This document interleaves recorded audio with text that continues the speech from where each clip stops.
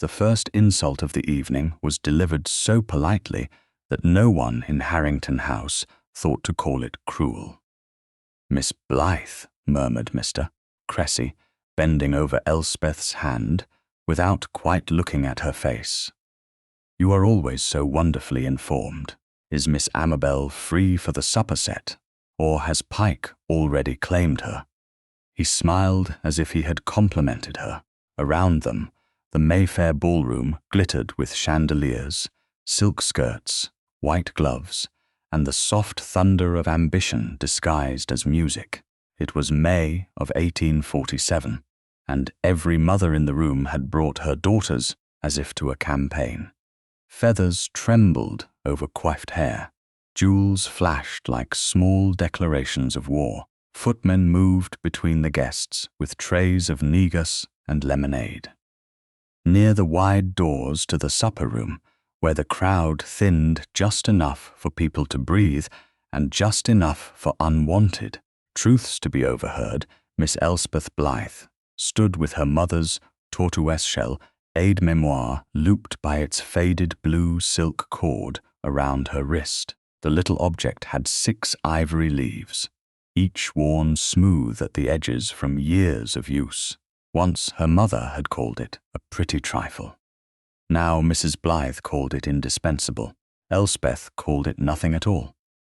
Naming a shackle did not make it lighter. She lowered her pencil to the 3rd ivory leaf, where she had already written Gwendoline. Waltz Lord Brantford, quadrille Mr. Vale, supper uncertain. Beneath it, Amabel polka, Sir Denzil, ask Mama. She did not write herself anywhere. There was no need. "I believe my sister has not yet promised the supper set," Elspeth said. Her voice was calm, because calmness had become the garment she wore when her own gown felt too thin. "But you should ask her directly, Mr. Cressy. She is standing beside the west pillar." Mr. Cressy's relief was immediate. "Ah, you are an angel. I don't know how any man survives a season without you." He laughed, already turning away. "A man survives perfectly well, I think," Elspeth said softly, "if he remembers the lady's name before asking for her time." But he had gone. The words remained with her, unheard and therefore useless. Across the room, Gwendoline Blythe stood in pale rose silk beneath a fall of candlelight that made her look almost painted. She was 22, golden-haired, and trained from childhood to receive admiration as naturally as breath. Beside her, Amabel, 3 years younger, and dressed in white muslin with blue ribbons, tilted her head at something Sir Denzil Pike was saying. Amabel was not as dazzling as Gwendoline, but she had the soft prettiness gentlemen mistook for innocence, and mothers mistook for obedience. Elspeth, at 27, had ceased being presented as anything. She had become useful. Useful daughters did not require new gowns unless their old ones became embarrassing. Useful daughters remembered who had danced twice with whom, which baronet drank too much, which widower wanted money, which younger son wanted a connection, which gentleman was kind to plain women when no one important watched. Useful daughters stood near supper-room doors with a pencil and an aide-mémoire and made the machinery of courtship run smoothly for prettier sisters. Mrs. Blythe appeared at Elspeth's shoulder in a rustle of plum silk. Elspeth, Lord Mevagissey's nephew, asked whether Gwendoline favours a country dance. You must remember what she told Lady Kentmere last week. She said she disliked country dances unless the gentleman had good conversation. Then say she likes them, Mrs. Blythe replied without hesitation. Conversation may be improved. A future estate cannot. Elspeth closed the aide-mémoire halfway, as if the ivory leaves had ears. Mama, Gwendoline cannot promise every gentleman with expectations. She can promise the right ones. That is why you are here. That is why you are here. The sentence was small. It landed with the weight of a verdict. Elspeth looked toward the musicians who had begun tuning for the next set. She loved that unsettled moment before music, when every instrument searched for agreement. People were less generous than violins. They did not tune themselves to one another. They forced quieter souls to change pitch. Lady Harrington asked if you would help the Mrs. Fane arrange introductions after supper. Mrs. Blythe continued. Apparently you made such a good list at the Danvers Assembly that everyone now asks for you. For my list, Elspeth said. Do not split hairs. It is unbecoming. Mrs. Blythe touched her arm, not unkindly, but with the practiced pressure of a woman correcting a household object that had shifted out of place. Your sisters have opportunities, my dear. You know how fragile opportunities are. Gwendoline must not be seen as eager. Amabel must not be left with fools. You have such a head for these things. A head for these things. Not a heart that could bruise. Not a hand that might wish to be asked for a dance. Not a woman who could stand beneath chandeliers and wonder how it would feel to be chosen without first proving useful. Elspeth opened the aide-mémoire again. On the first ivory leaf, faint beneath newer names, remained a line her mother had written years ago, before illness had made Mrs. Blythe sharp and status had made her desperate. Remember kindness. Elspeth had never erased it. She often wondered whether her mother had forgotten writing it. Miss Blythe, said another gentleman, approaching with a bow so shallow it barely troubled his neckcloth. Forgive me. Does Miss Gwendoline prefer lilies or violets? I find a small token before a morning call is sometimes appreciated. Elspeth looked at him, Mr. Archer. Good family, poor temper, worse debts. She made a tiny mark beside his name, a slanted line no one else would understand. Warning. Violets fade quickly, she said. Perhaps no token would be safer. He blinked. Safer. For the flowers. His smile tightened. He drifted away. Sir Denzil Pike watched the exchange from near Amabel's elbow. He was 38. Handsome in the polished way of men who owed money to their tailors, but never to their mirrors. His dark hair was brushed perfectly. His waistcoat was a little too costly for a gentleman of uncertain fortune. When he smiled, it always seemed he had already sold the thing he was admiring. Elspeth had marked him twice in her aide-mémoire. Once for gambling, once for flattery used as a knife. He crossed the floor with the ease of a man who believed every room had been furnished for his passage. Miss Blythe, he said, there you stand, keeper of all mysteries. Only small ones, Sir Denzil. Small mysteries are often the profitable sort. His eyes dropped to the tortoiseshell case at her wrist. Is that the famous little oracle? I am told half the gentlemen in London would rather consult your ivory leaves than risk asking the wrong sister at the wrong moment. Elspeth closed her fingers over the blue cord. Then half the gentlemen in London should learn courage. His laugh was warm enough to pass for admiration. Charming, truly charming. Yet you must admit, a lady could make a fortune selling such access. The words were light, the gaze was not. Something cold moved beneath Elspeth's ribs. Introductions are not merchandise. In Mayfair, Miss Blythe, almost everything is merchandise. We simply wrap the price in manners. Before she could answer, Amabel called his name, and Sir Denzil turned from Elspeth as one might leave a writing desk after taking what was needed. His remark remained behind. It seemed to cling to the blue cord at her wrist. At the far end of the ballroom, above the main floor, a narrow musician's balcony curved behind a row of gilt columns. A man stood there in evening black, one gloved hand resting lightly on the rail. He had not joined the rush toward Gwendoline. He had not asked Mrs. Blythe for an introduction to Amabel. He had been still for so long that Elspeth, trained by years of watching, noticed him precisely because he did not perform. Candlelight touched the severe line of his cheek, the dark brightness of his hair, the controlled set of his mouth.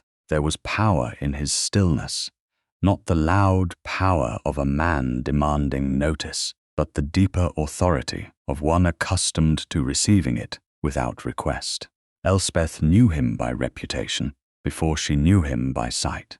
Frederick Aveling, Duke of Westmere, the most desired duke of the season, according to every mother with a daughter and every daughter with a mirror. He was said to be impossible to flatter, difficult to amuse, and rich enough to make both failings forgivable.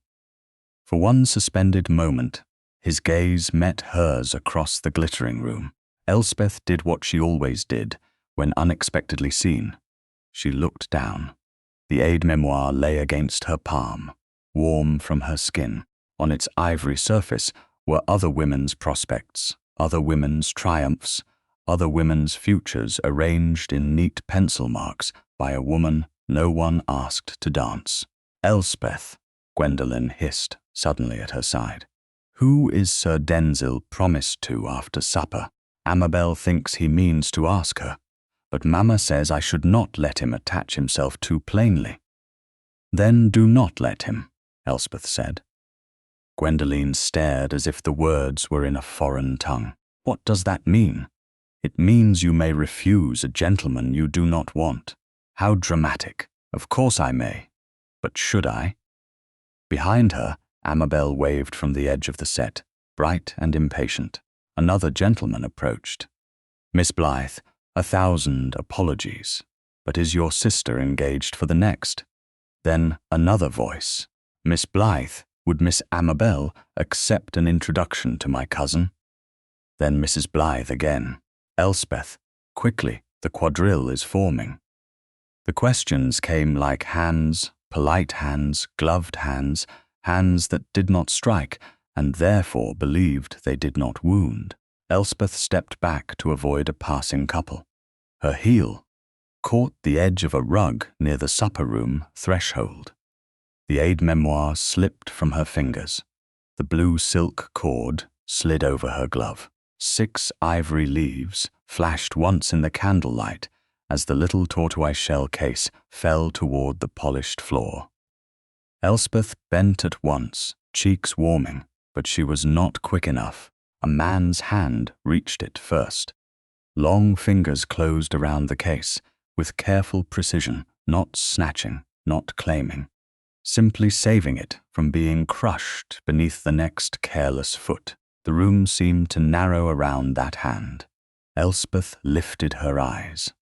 The Duke of Westmere stood before her, the aide-mémoire resting in his palm.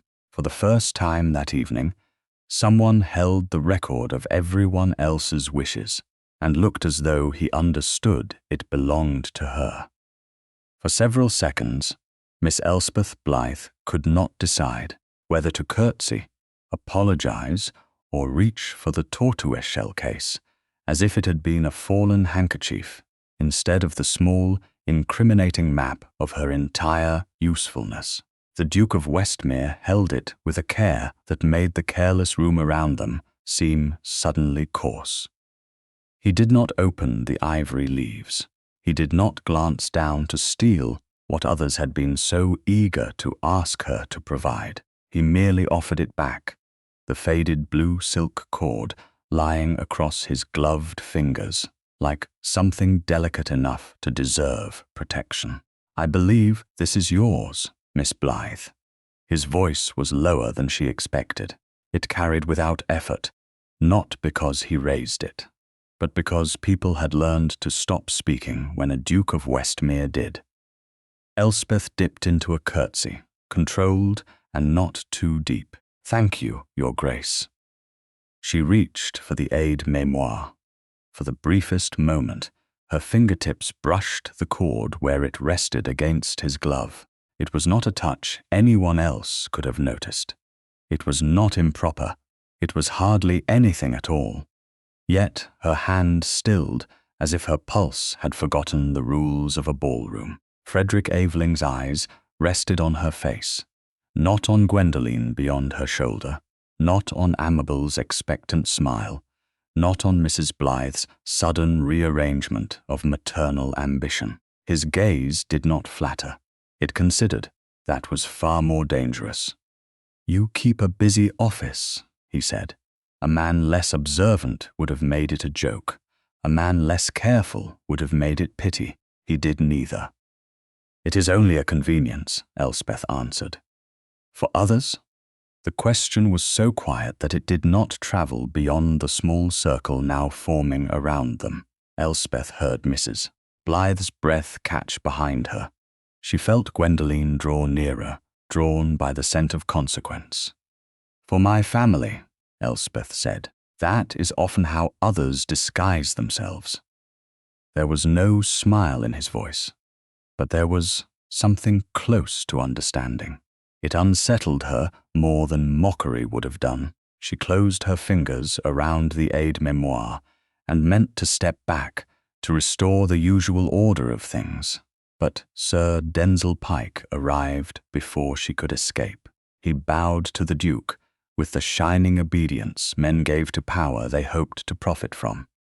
"Your Grace, Harrington House is honoured beyond measure. I was just telling Miss Blythe that half the gentlemen in London depend upon her good offices." His eyes slid toward the tortoiseshell case. A remarkable talent. One almost envies her sisters their advantage. "Do you?" Frederick asked. Sir Denzil laughed.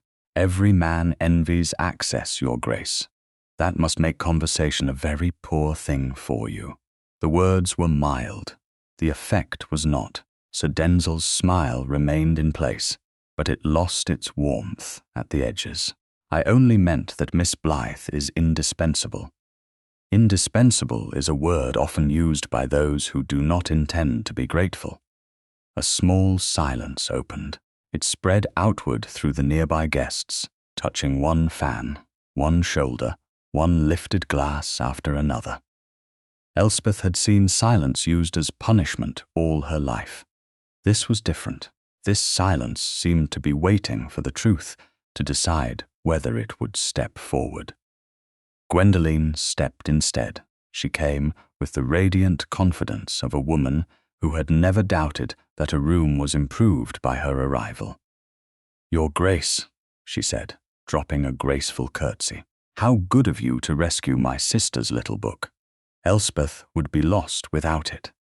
Elspeth's fingers tightened. Little book, not memory, not labor, not the quiet record of every foolish, cruel, dangerous or hopeful man who had passed before them in 3 London seasons. A little book. Frederick turned to Gwendoline with perfect courtesy. "Miss Gwendoline Blythe, I presume." Gwendoline flushed beautifully. "Yes, Your Grace.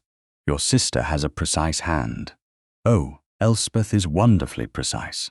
Mamma says she ought to have been born a secretary." A few people smiled. Not loudly. Polite cruelty rarely laughed at full volume. Elspeth looked down at the aide-mémoire because looking up would reveal too much. Then Frederick spoke. "A pity, then, that London wastes so many precise minds on arranging the comfort of imprecise men." The smiles vanished. Gwendoline blinked. Mrs. Blythe moved forward, silk whispering urgently. "Your Grace is too kind to notice such domestic nonsense. Elspeth has always enjoyed helping her sisters. Gwendoline has a free country dance after the next set, I believe, and Amabel may still be persuaded for the supper dance, if Your Grace wishes an introduction." There it was. The old hinge turning, even now, with the Duke standing before Elspeth, with his attention resting on her like a lit candle. Her mother attempted to open the door and send him through it toward someone else. Elspeth braced herself for the familiar correction of reality. A duke did not choose the woman who stood by the supper-room door with lists. Dukes chose beauty, fortune, youth, alliances, or at least a girl who had been taught how to blush without looking tired. Frederick did not even glance at Amabel. "I have no need of an introduction to your younger daughters at present, Mrs. Blythe." Mrs. Blythe's smile faltered. "No need. None." He looked back at Elspeth. "I had hoped Miss Elspeth Blythe might have a dance free." The words struck harder than insult. Elspeth felt the room tilt, though her posture did not change. The aide-mémoire was still in her hand. Its ivory leaves held Gwendoline's appointments, Amabel's opportunities, her mother's instructions, and the tiny private warning marks no one was meant to understand. It held no space for her. "Your Grace," she said carefully, "I do not think my card is arranged in the usual manner." "No?" "I rarely need it to be." Behind her, Amabel gave a soft, confused laugh. "Elspeth does not dance much, Your Grace. Gentlemen always ask her about us." She said it without malice, which somehow made it worse. She truly believed she had only explained the weather. Frederick's face changed by almost nothing. Yet Elspeth felt the change as one feels thunder before hearing it. "Do they?" he asked. Sir Denzil's gaze sharpened. Mrs. Blythe began, "Amabel only means—" "I understand what Miss Amabel means." Frederick stepped half a pace closer, still at a distance proper enough for every chaperone in the room, but near enough that Elspeth could see the faint silver thread at the edge of his waistcoat.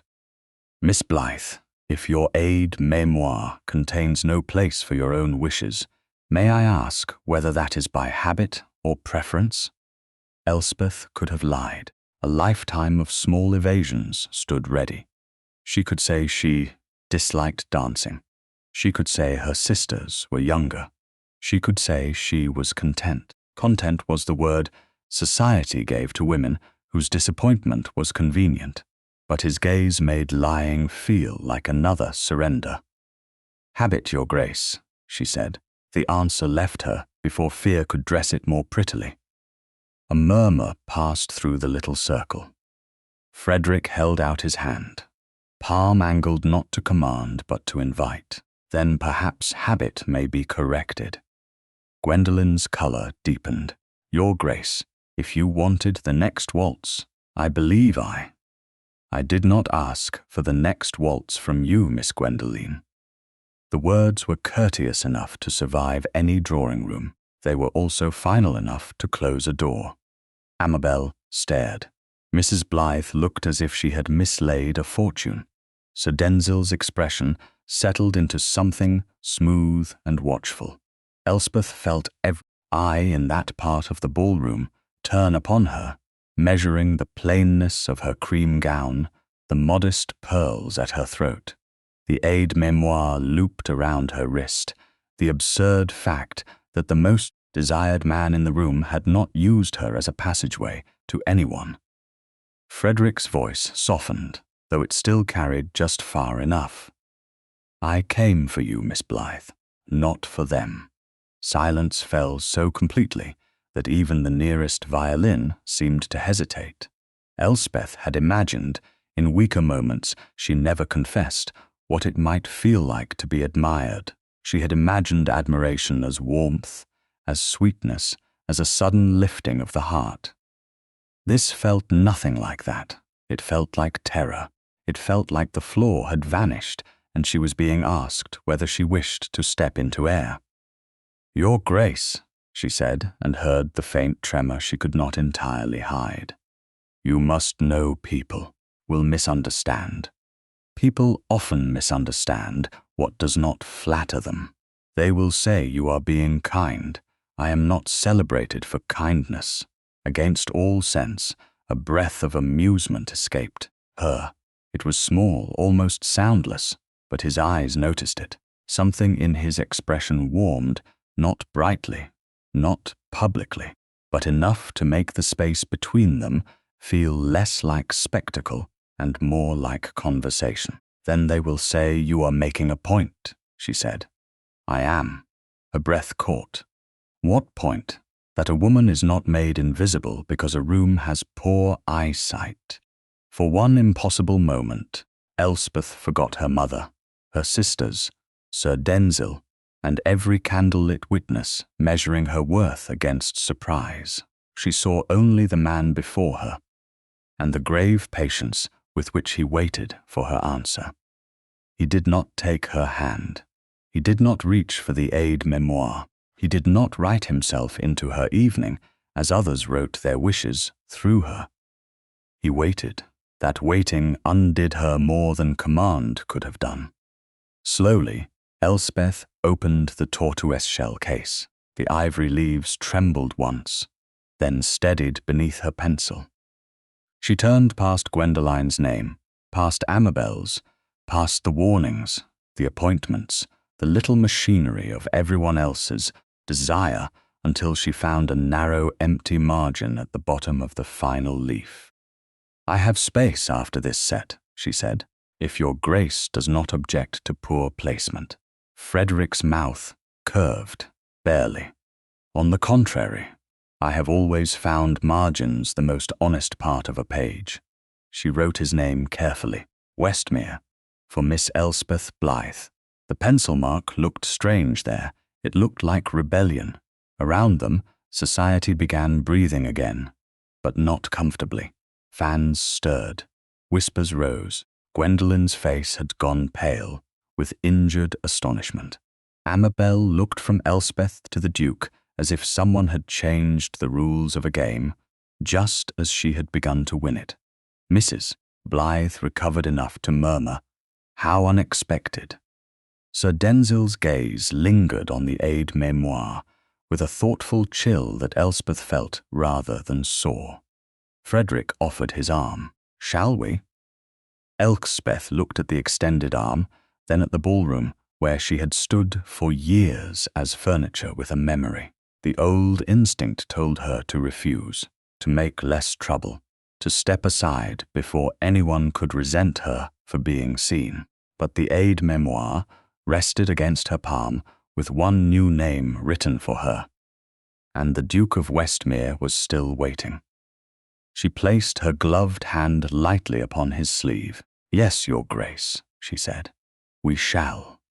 As he led her toward the forming set, the crowd parted with the stunned obedience it gave to rank and scandal. Elspeth did not look back at her sisters. She did not dare. Not yet. But she felt the weight of their astonishment behind her, and beneath it, sharper and colder, the attention of Sir Denzil Pike fixed upon the little tortoiseshell case at her wrist, as if the evening had given him not only an insult to remember, but a weapon to study.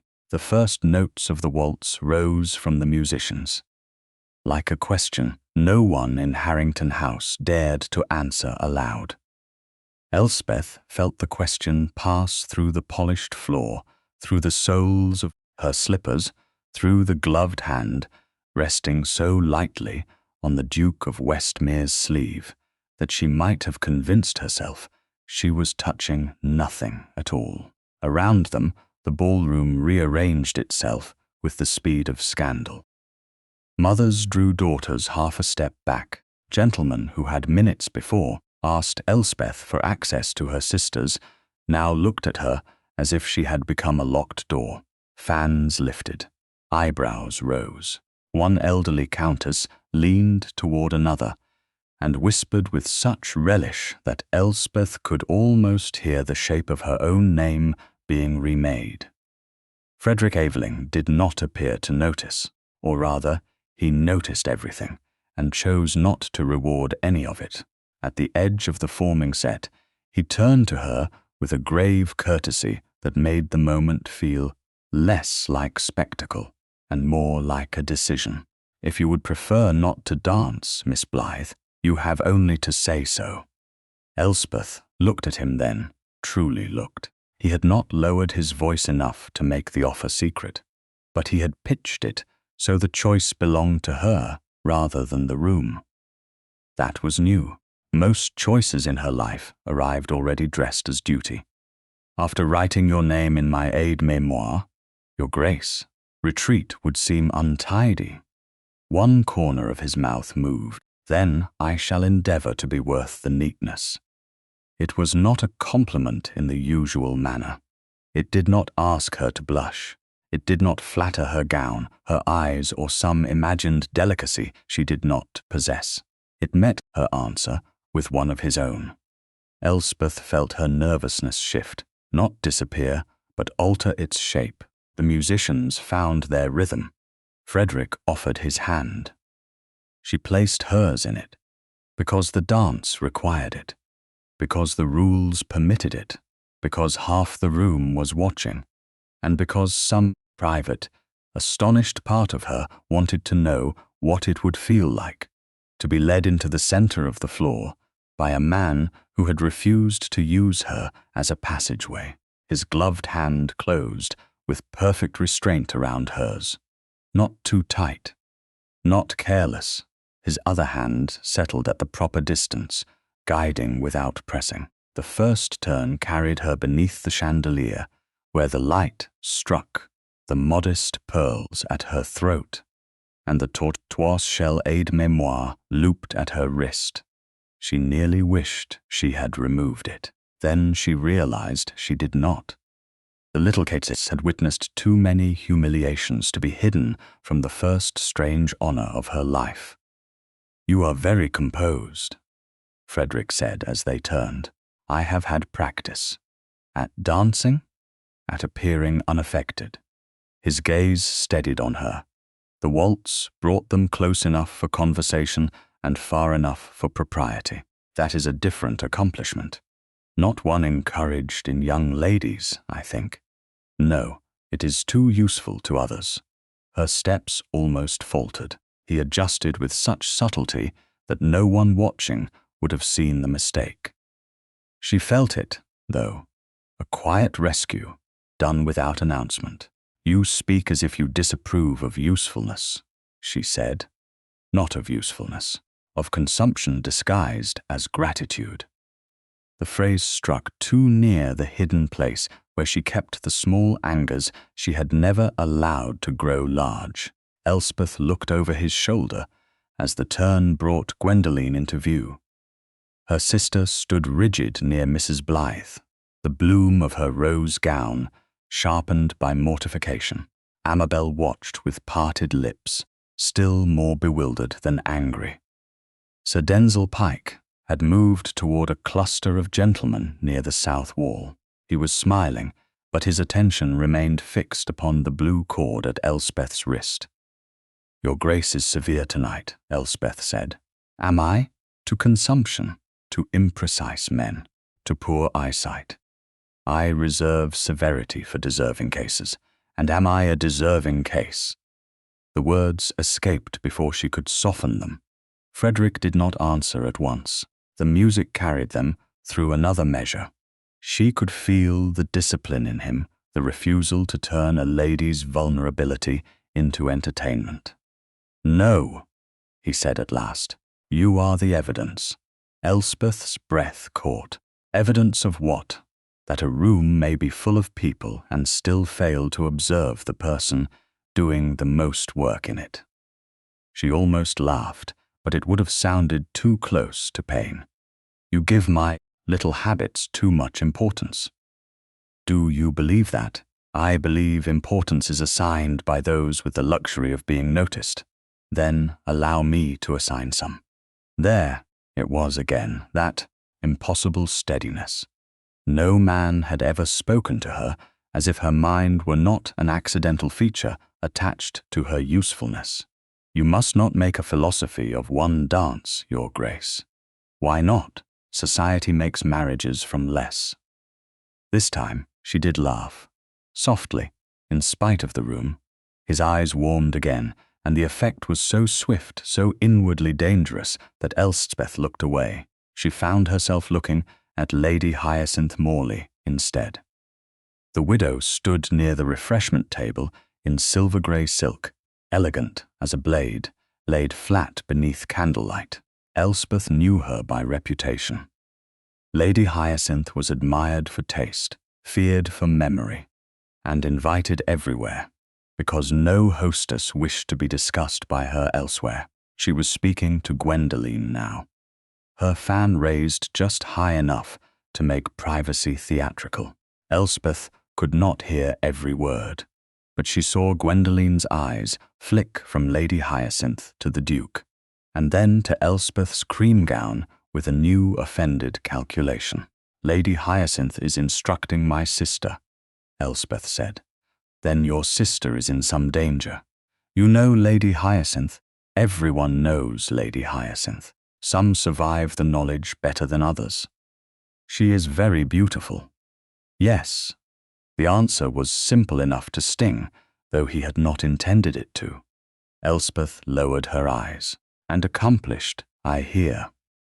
"Certainly, and more suitable company for a duke than a woman who keeps other people's appointments." Frederick guided her through a turn before replying. "Beauty is not rare in London. Accomplishment is often rehearsed.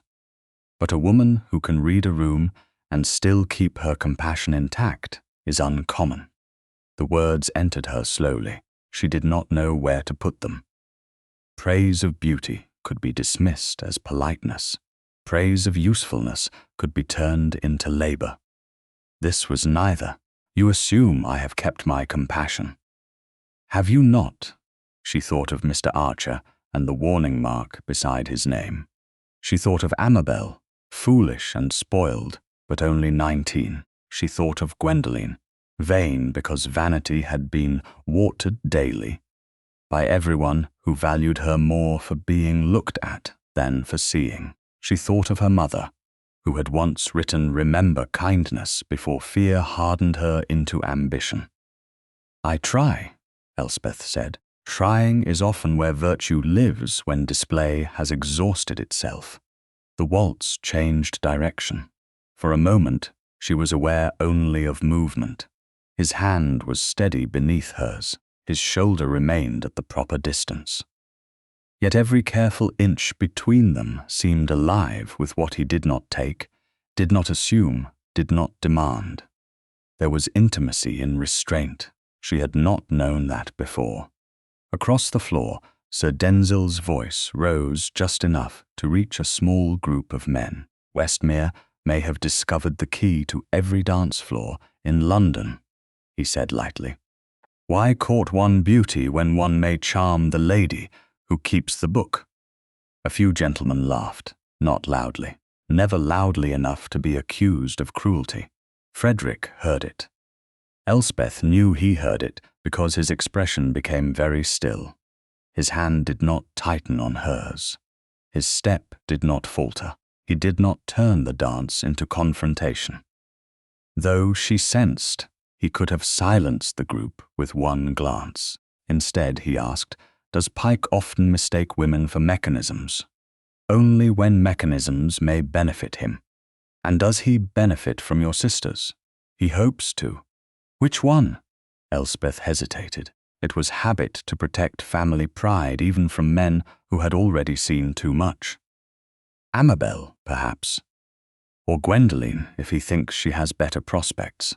Sir Denzil's admiration is flexible, a dangerous quality in a man with debts." Her eyes lifted sharply. "You know that? I know many dull things. Debts, clubs, men who smile too much when discussing access."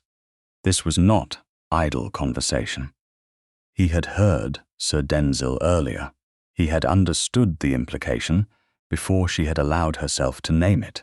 A thread of unease pulled through the music. "Your Grace," she said quietly, "if you mean to warn me, you should know I am not the person in danger from Sir Denzil's admiration." "No? Men do not ruin women like me. They walk past us to ruin prettier ones." The truth came out too plainly. She regretted it at once. But Frederick did not flinch from plainness. "That is what makes women like you dangerous to men like him. Because we notice, because you remember." The waltz neared its close. Around them, the room had not grown kinder, but it had grown attentive. Elspeth could feel the difference. Before, The eyes upon her had passed through her toward her sisters. Now they struck and stayed. It was not comfort, it was exposure.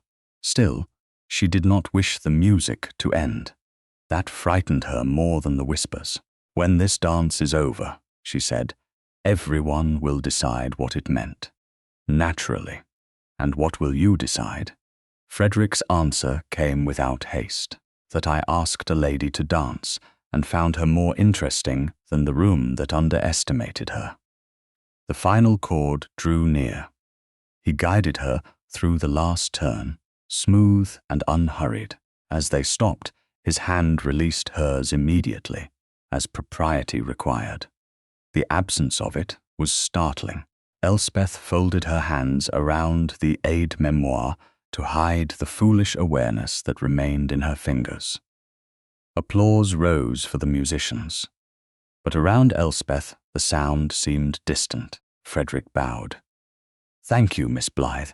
"For what, Your Grace?" "For allowing habit to be corrected." She should have answered lightly. She should have retreated to her mother, restored the hierarchy, written 3 more names beneath Amabel's, and pretended the dance had been a strange interruption in a life that would resume its proper shape. Instead, she met his eyes and said, "Only in one margin." His gaze dropped for the briefest instant to the tortoiseshell case at her wrist. Moors have a way of widening. Then he stepped back, giving her space before anyone could say he had claimed too much. It was the most courteous thing he could have done. It was also the most unsettling. Elspeth turned toward her family and saw Lady Hyacinth's silver fan close with a snap. Gwendoline's face was no longer merely wounded. It was calculating. Amabel looked close to tears. Though whether from confusion or envy, Elspeth could not tell. At the south wall, Sir Denzil leaned toward another gentleman, still smiling, still watching the aide-mémoire. His gaze did not rest on Elspeth as a woman. It rested on the little tortoiseshell case, as if it had become a lock he intended to pick. The next set began to gather, but Elspeth remained very still. For years she had believed invisibility was a kind of safety. One dance had proved her wrong. Visibility did not feel safe at all. It felt like standing beneath a chandelier while every hidden crack in the glass began to shine. By 11 o'clock the next morning, the hall table at Blythe House had become a battlefield of pasteboard. Calling cards lay in little white stacks beside the silver salver, some engraved with names Mrs. Blythe had courted for months without success. Others from ladies who had never before troubled themselves to discover whether the Blythe family possessed a door knocker. A footman brought in another card, while Elspeth stood by the small writing desk in the morning room, sorting invitations with the tortoiseshell aide-mémoire open beside her inkstand. The blue silk cord curled over the polished wood like a question she could not put away. She had slept very little. Each time she closed her eyes, she saw the Duke of Westmere's name written in the narrow margin meant for no one. Each time she opened them, she remembered the silence after his choice. Gwendoline's face, Sir Denzil's gaze fixed on the little case at her wrist, and the way visibility had felt less like triumph than standing too near a flame. "Another one, Mrs." Blythe said from the settee, where she had arranged herself among the cards like a general reviewing dispatches. "Bring it here at once." The footman bowed and offered the salver. Mrs. Blythe lifted the newest card with 2 fingers. "Lady Fenton." At last, she ignored my last 3 calls. "Elspeth, make a note that we shall return this one on Thursday, but not too eagerly." "Thursday is already crowded," Elspeth said. "Gwendoline has Mrs. Vale's luncheon, and Amabel is promised to Lady Kentmere's music-ale." "Then move the music-ale." Amabel wanted to attend. Mrs. Blythe looked at her as if preference were a childish inconvenience. Amabel wants what will serve her best, whether she knows it or not. You must stop taking every small wish, literally. Elspeth lowered her pencil.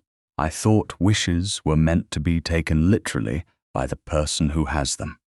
Gwendoline, seated near the window, in a morning gown of pale blue, gave a short laugh.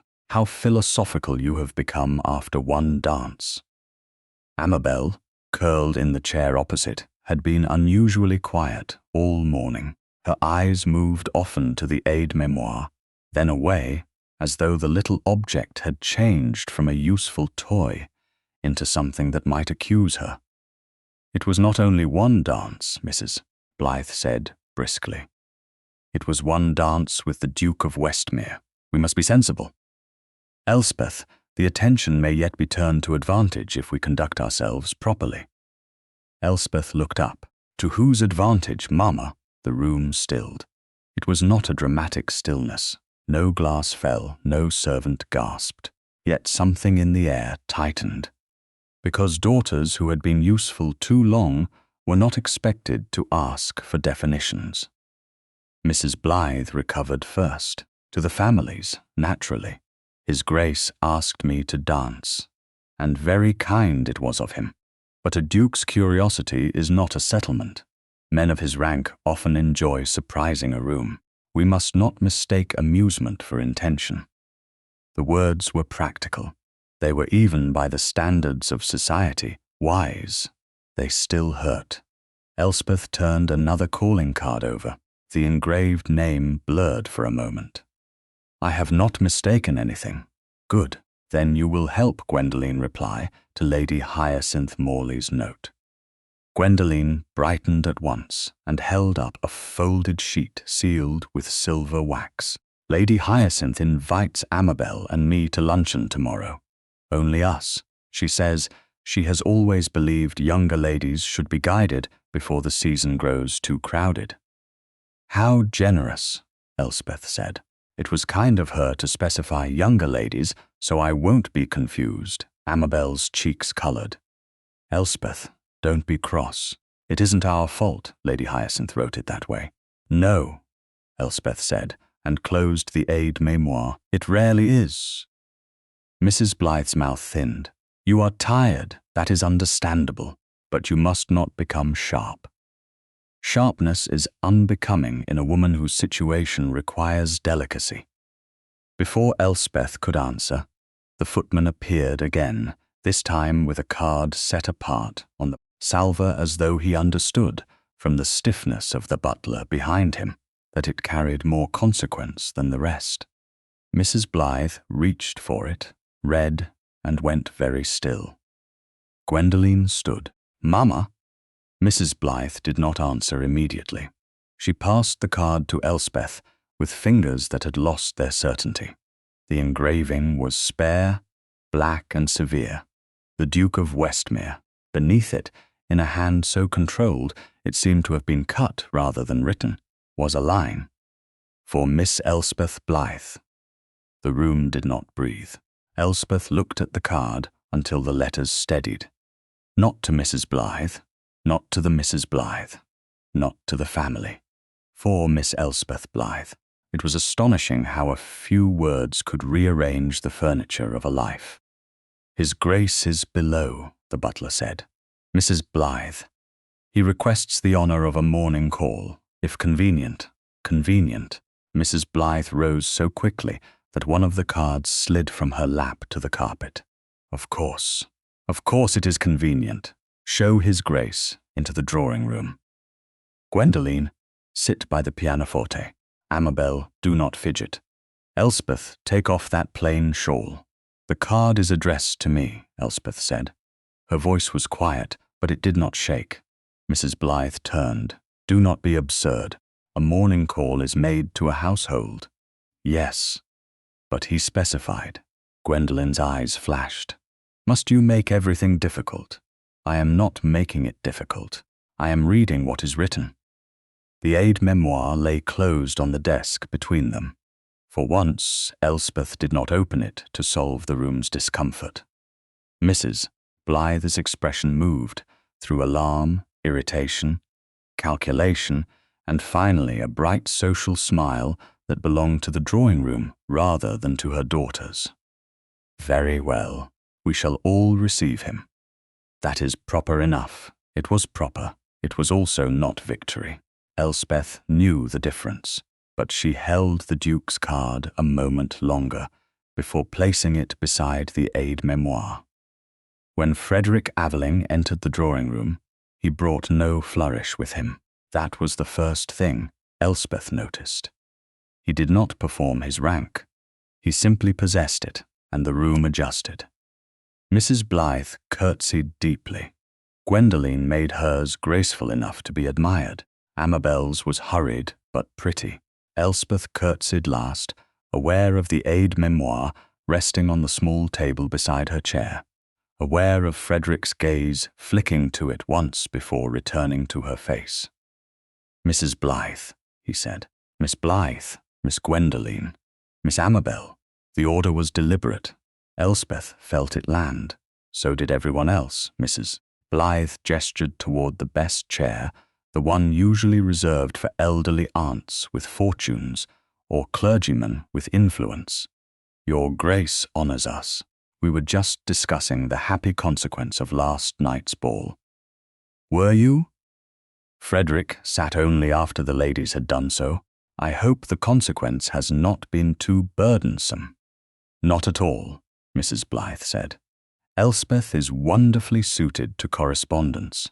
She has always managed invitations for her sisters. I saw something of that last night." His tone was pleasant. Elspeth, who had begun to recognize danger in his pleasantness, looked down to hide the smallest possible smile. Mrs. Blythe pressed on. "Indeed, if your Grace desired any introduction, my daughters are at your disposal. Gwendoline sings very prettily, and Amabel is much admired for her dancing. I am sure they are both accomplished." Gwendoline's posture softened in triumph. Then he added, "My visit, however, concerns Miss Elspeth Blythe." The triumph vanished. Amabel stared at the carpet. Mrs. Blythe's fan opened, though the room was not warm. "Elspeth, the Duchess of Locksley has asked me to assist with the arrangement of a charity quadrille committee next week at Hanover Square Rooms. I have agreed on one condition." "A condition?" Mrs. Blythe asked faintly. "That Miss Elspeth Blythe be invited to join the committee." The aide-mémoire seemed suddenly very loud on the table, though it made no sound at all. Elspeth folded her hands in her lap. "Your Grace, I am not certain I have any standing for such a committee. Standing is often granted to those who already possess it, and withheld from those who have earned it. That sounds like a dangerous opinion. Most useful opinions are." Gwendoline leaned forward. "How amusing. Elspeth does know who should stand beside whom in a quadrille. Mamma says she could arrange a room blindfolded." Frederick looked at her. "Then I wonder why she has been placed so often at the edge of one." Gwendoline flushed. Mrs. Blythe said quickly, "Your Grace mistakes family comfort for neglect. Elspeth prefers a quieter position." Frederick turned to Elspeth. He did not ask her mother to interpret her. "Do you?" The question was simple. It carried no accusation, no rescue, no demand. Elspeth felt the old answer rise. It would have been easy. "Yes, Your Grace, I prefer quiet. Yes, Your Grace, my sisters enjoy society more. Yes, Your Grace, I am content." Instead, she touched the blue cord of the aide-mémoire and said, "I am accustomed to one." Frederick's eyes softened by a fraction. "That is not the same thing." The room went still again. Elspeth could feel Mrs. Blythe's displeasure like a draught along her shoulder. She could also feel something else, small but steadier. The sensation of having spoken a true sentence and survived it. "If the Duchess of Locksley truly wishes my assistance." Elspeth said. "I would be honored to attend." "She does." Frederick drew a folded note from his breast pocket and placed it on the table near the aide-mémoire, careful not to touch the little case. "Her Grace's invitation, addressed to you." Elspeth took it. Her name appeared on the outside in a bold feminine hand. Miss Elspeth Blythe, not the Mrs. Blythe. Not Mrs. Blythe and daughters. For the second time that morning, ink made her visible. Mrs. Blythe recovered with impressive speed. How very gratifying. Naturally, Gwendoline and Amabel might accompany Elspeth. They know so many of the young people who will dance. Frederick's answer came without haste. The committee requires judgment more than display. Amabel's eyes filled, though she tried to hide it. Elspeth saw and felt the old guilt pull at her. She did not want to wound her sisters. She only wanted to stop being erased for their comfort. "Amabel may know the dancer's preferences," she said, carefully. "If Her Grace permits, I can ask her advice at home." Frederick's gaze warmed. He understood the mercy in it. A generous solution. Mrs. Blythe smiled tightly. "Elspeth has always been generous. Then it is fortunate the committee will benefit from something her family already knows." The call lasted 15 more minutes, which was exactly long enough to satisfy propriety and not long enough for Mrs. Blythe to redirect it. Frederick spoke of the charity assembly, the problem of arranging mixed sets without offending rank, and the absurd delicacy of mothers who considered a poor partner in a quadrille equal to a political defeat. Elspeth answered before remembering to make herself smaller. Once she even made him laugh, not loudly, not for the room, just enough that the stern line of his mouth eased, and Gwendoline looked as if she had seen an heirloom handed to the wrong daughter. When he rose to leave, Elspeth stood with the others. Frederick bowed over Mrs. Blythe's hand, then turned to Elspeth. "I hope the committee will not inconvenience you." "It will inconvenience several assumptions," she said, "but not me." His eyes held hers for 1 beat longer than custom required, and 1 beat less than impropriety allowed. "Then I shall call it a success already."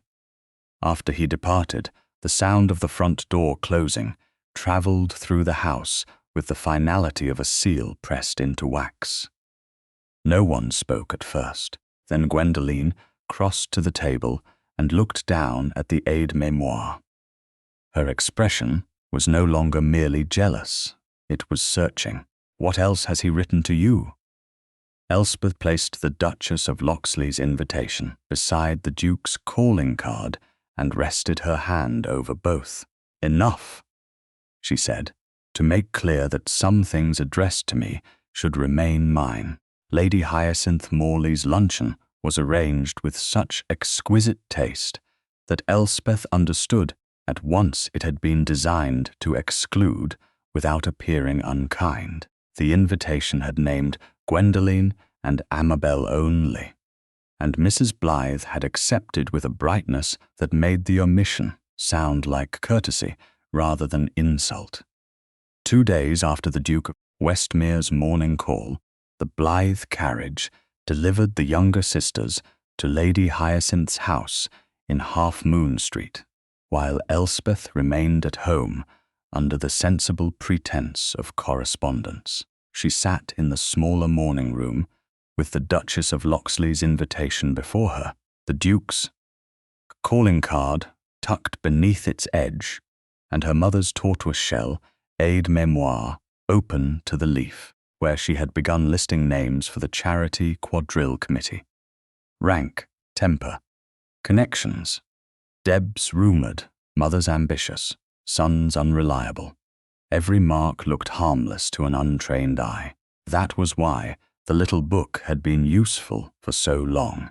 It had allowed Elspeth to protect her sisters without humiliating them, to steer Amabel away from men who gambled too boldly. to keep Gwendoline from those who collected admiration as if it were coin. Yet since Sir Denzil Pike's remark at Harrington House, even the word useful had begun to feel dangerous. A lady could make a fortune selling such access. The phrase returned whenever her pencil touched ivory. Elspeth drew a small slanted mark beside Mr. Archer's name, then stopped. "You are frowning at that object as though it insulted you," said Mrs. Anstis Velor from the chair near the window. Elspeth's widowed aunt had come that morning with a basket of mending, and the calm disobedience of a woman who had survived one unhappy marriage and now submitted to very little. She was Mrs. Blythe's elder sister by marriage, but unlike Mrs. Blythe, she had never mistaken society for Providence. "It has served everyone else faithfully," Elspeth said. "Perhaps it resents being asked what I want." Mrs. Veller's needle paused. "And what do you want?" Elspeth looked toward the door through which her mother had swept an hour earlier, full of warnings, that Gwendoline must not seem too eager and Amabel must not laugh too loudly. "I want not to be ashamed of wanting anything." Mrs. Veller's face softened, but she did not rush to comfort. That was one of her kindnesses. "Then begin there." Before Elspeth could answer, the footman entered with a folded note. "From Miss Gwendoline, Miss." The man said it was to be delivered at once. Elspeth took it. The message was short, hurried, and in Gwendoline's elegant hand. "Lady Hyacinth asks whether Lord Brenly has ever been marked in your little book. Amabel says you know. Send answer quickly." Elspeth read it twice. The phrase "your little book" had the careless intimacy of family. But coming from Lady Hyacinth's luncheon table, it felt like a hand laid on a locked drawer. Lord Brenly was handsome, titled, and rumoured to have frightened a maid badly enough that she left service without a reference.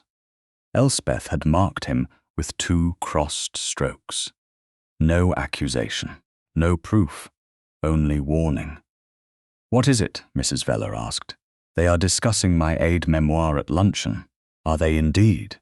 "Lady Hyacinth is asking questions about men I have marked." Mrs. Veller set down her mending. "Then do not send the book. I was not asked to." "You were not asked yet." The word "yet" settled between them. Elspeth closed the tortoiseshell case. The blue cord slipped across her palm, and for the first time it felt less like a shackle than something she must guard. At Lady Hyacinth's luncheon, Gwendoline sat beneath a gilt mirror with a plate of untouched chicken and aspic before her. Attempting to look as if being chosen for such company were familiar, Amabel sat to her left, smiling too quickly whenever anyone addressed her.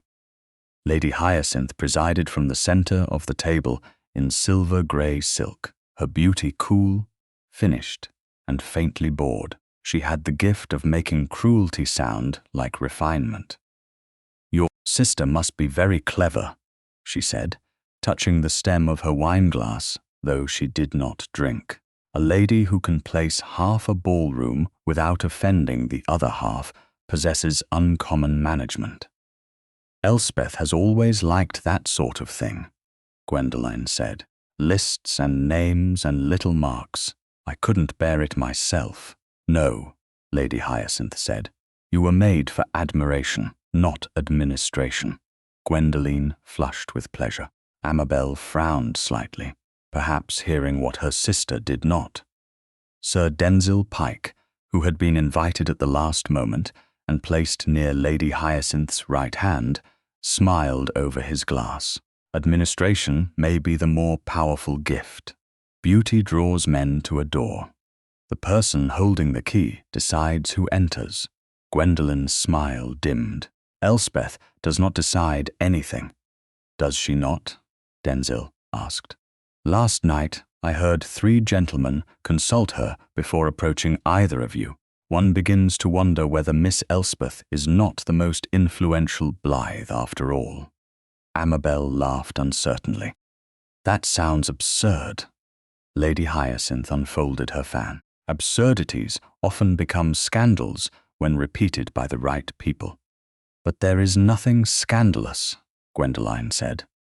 Elspeth only remembers things and writes them down, Denzil murmured. A useful distinction. Lady Hyacinth's eyes moved toward him, and some silent agreement passed between them. Then she turned back to Gwendoline with a gentleness that felt staged. My dear, you must not look troubled. I only mention it because London has become curious. His Grace of Westmere has made your sister interesting. Whenever a plain woman becomes interesting overnight, society searches for the mechanism. Gwendoline's pride pricked first. Her affection came later, if at all. There is no mechanism. He surprised everyone, that is all. Men like Westmere do not surprise without purpose, Lady Hyacinth said. Perhaps he found novelty, perhaps he found honesty, or perhaps he found the person who knows the route to every eligible young woman in Mayfair. Sir Denzil leaned back. A gentleman might pay handsomely for such a route. Sir Denzil, Amabel said, uncomfortable now, you make it sound vulgar. I make it sound accurate. He smiled. Do not be alarmed. I accuse no one. I merely observe that influence is rarely innocent once people discover its value. Gwendoline's fingers tightened around her fork. Elspeth would never take money. Of course not, Lady Hyacinth said smoothly. Money is so crude. Favors, however, invitations, preferment, a duke's notice, those are more delicate currencies. The words entered Gwendoline slowly. Elspeth, who had been a convenience yesterday and an embarrassment at dawn, began to change shape in her sister's imagination. Not into a villain, not yet, into a rival. That was worse, because rivalry could make decent people excuse indecent thoughts. Later that afternoon, at a gentleman's club off St. James's Street, Sir Denzil Pike wrote Elspeth's name into a private betting book with a flourish that did not belong to him. The room smelled of old leather, smoke, and the polished boredom of men who mistook idleness for superiority. The book had been passed among a small circle after brandy, not openly enough to shame anyone, but not secretly enough to be harmless. Its columns held wagers on horses, elections, engagements, quarrels, and the faintly dishonourable question of whether the Duke of Westmere's interest would settle upon the plain Miss Blythe or move, as several men phrased it, toward the prettier merchandise. Denzil dipped his pen and added a note beneath the newest wager. Miss E. Blythe, 3 introductions arranged. Possible brokerage. A younger man laughed. Brokerage? Pike, you give the lady a profession. No, Denzil said. Society will do that if properly encouraged. The laughter was still moving around the table when the door opened. Frederick Aveling, Duke of Westmere, entered with Lord Mevagissey at his side and stopped just long enough for every man in the room to understand that he had seen the book before it was closed. Denzil rose, smiling. Your Grace, we were merely amusing ourselves, a confession men make when they hope amusement will excuse them. The younger man who had laughed looked down at his glass. Denzil closed the betting book with one hand. Nothing of consequence. Then you will not object to remembering that a lady's name is not a token laid upon a table. I meant no disrespect to Miss Blythe. That is unfortunate. Frederick removed his gloves with unhurried precision. A man who disrespects a woman by accident is often more dangerous than one who has courage enough to intend it. The room quieted. Denzil's smile held, but the muscles near his jaw tightened. Your Grace takes a strong interest. I take a strong dislike to cowardice wrapped in wit. No one laughed now. Frederick turned to the steward waiting near the sideboard. "See that no private amusement leaves this room in print, or whisper under my name." The steward bowed. "Yes, Your Grace." Frederick did not ask for the book. Not yet. He did not know enough. And unlike impulsive men, he did not mistake suspicion for evidence. But as he crossed to the far side of the room, he understood three things clearly. Denzil Pike had begun to build a story. Lady Hyacinth Morley would know how to give it elegance, and Elspeth Blythe, who had spent years keeping careless men from doing harm, was about to be accused of profiting from the very danger she had tried to prevent. Back at Blythe House, Elspeth received no answer from the luncheon except the return of her sisters near dusk. Gwendoline came in bright and brittle. Amabel looked at the floor. Neither mentioned Lord Brenly. Neither asked whether Elspeth had eaten. As they passed the morning room, Gwendoline paused and looked at the aide-mémoire lying closed beside the Duke's calling card. "You do keep a great many secrets in that little thing," she said. Elspeth looked up from the Duchess of Locksley's invitation. "Only the sort no one thanks me for keeping." Gwendoline's face tightened, and she walked on. Amabel lingered one heartbeat longer, troubled but silent, then followed her sister upstairs. Elspeth remained where she was, one hand resting over the tortoiseshell case. For years, the little book had been a shield so small no one noticed it. Now she felt, with a certainty that chilled her, that someone had finally noticed it. Not as a shield, as a weapon waiting to be turned in the hand. By the fourth morning after Harrington House, the rumour had acquired manners. It no longer moved crudely through rooms as Sir Denzil Pike had first spoken it, with a gambler's glitter and a gentleman's careless mouth. It arrived instead, folded into pauses, softened beneath lowered voices, carried by women who would have been offended to be called unkind, and by men who believed curiosity absolved them of malice. Miss Elspeth Blythe heard it first from a maid who stopped speaking when she entered the passage. She heard it next from Mrs.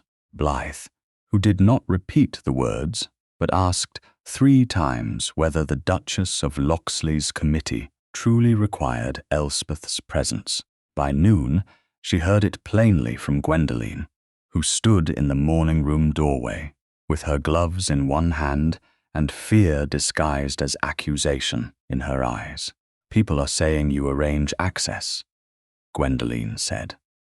Elspeth looked up from the tortoiseshell aide-mémoire. The little case lay open on the desk, its ivory leaves pale under the morning light. "People have always asked me to arrange access. Don't twist it, you know what I mean." Gwendoline stepped inside and lowered her voice, though only Amabel sat nearby, pretending to read a periodical upside down. "They say you mark gentlemen beside our names. They say you know who wants whom, and which introductions are worth more." Amabel's fingers tightened around the paper. Elspeth looked from one sister to the other. "And what do you say?" Gwendoline flushed. "I say you keep lists." "That is not an answer. It is what everyone knows." A strange calm moved through Elspeth. It felt like a pane of glass lowered between herself and the room. On the desk, beside Lord Brenly's name, her small crossed strokes sat exactly where she had placed them. Warning, not price, not favour warning. She thought of the maid who had left service without a reference. She thought of Amabel smiling too easily at handsome men because no one had taught her that charm could be sharpened. "I have kept lists," Elspeth said. "I have also kept you from dancing twice with men who should not be trusted with one dance." Amabel went still. Gwendoline's mouth tightened. "How noble you make yourself sound." "I have never made myself sound like anything. That appears to be everyone else's occupation." The sentence was too sharp, and Elspeth regretted the wound even before it landed. Amabel looked down. Gwendoline turned away, stung more by truth than insult. Mrs. Blythe entered then, already dressed for calls, her bonnet ribbons trembling with agitation. "Enough, Elspeth. I have decided you should not attend the committee tomorrow." Elspeth closed the aide-mémoire slowly. The invitation was addressed to me. "And your attendance may harm your sisters. My absence will not kill the rumor. It will feed it. Your stubbornness is unbecoming. My obedience has not protected me." Mrs. Blythe stared at her as if she had spoken a language no daughter should know. Elspeth rose. Her hands were steady, though her chest felt too tight for breath. "I am going to walk with Aunt Anstice in Hyde Park as arranged. I will return before tea." "You will take that object with you?" Gwendoline asked, looking at the aide-mémoire as if it were a serpent. Elspeth slipped the blue cord over her wrist. "Yes," she said, "it belongs to me." Hyde Park was full of open air and hidden scrutiny. Carriages rolled along Rotten Row, horses gleaming, wheels flashing in the pale afternoon sun. Ladies bowed from barouches, gentlemen tipped hats. Every greeting was measured, every glance weighed. Mrs.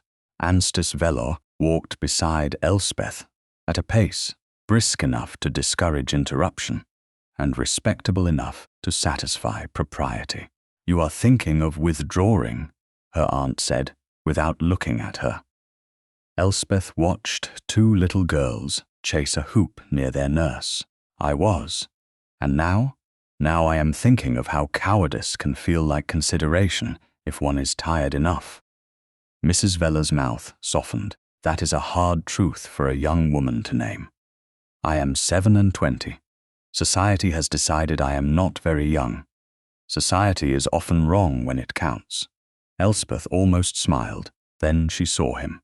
Frederick Aveling, Duke of Westmere, stood near the path beyond the elms, speaking with an older gentleman whose hat and severe coat suggested Parliament or money, perhaps both. He turned before Elspeth could decide whether to pass unnoticed. His gaze found hers at once. He did not abandon the man rudely. He concluded the exchange, bowed, and approached with the measured composure that made haste unnecessary. Mrs. Velour murmured, "Well, that is a man accustomed to arriving exactly when a room has run out of courage." Elspeth gave her aunt a warning glance, but there was no heat in it. Frederick bowed first to Mrs. Velour, then to Elspeth. "Mrs. Velour, Miss Blythe."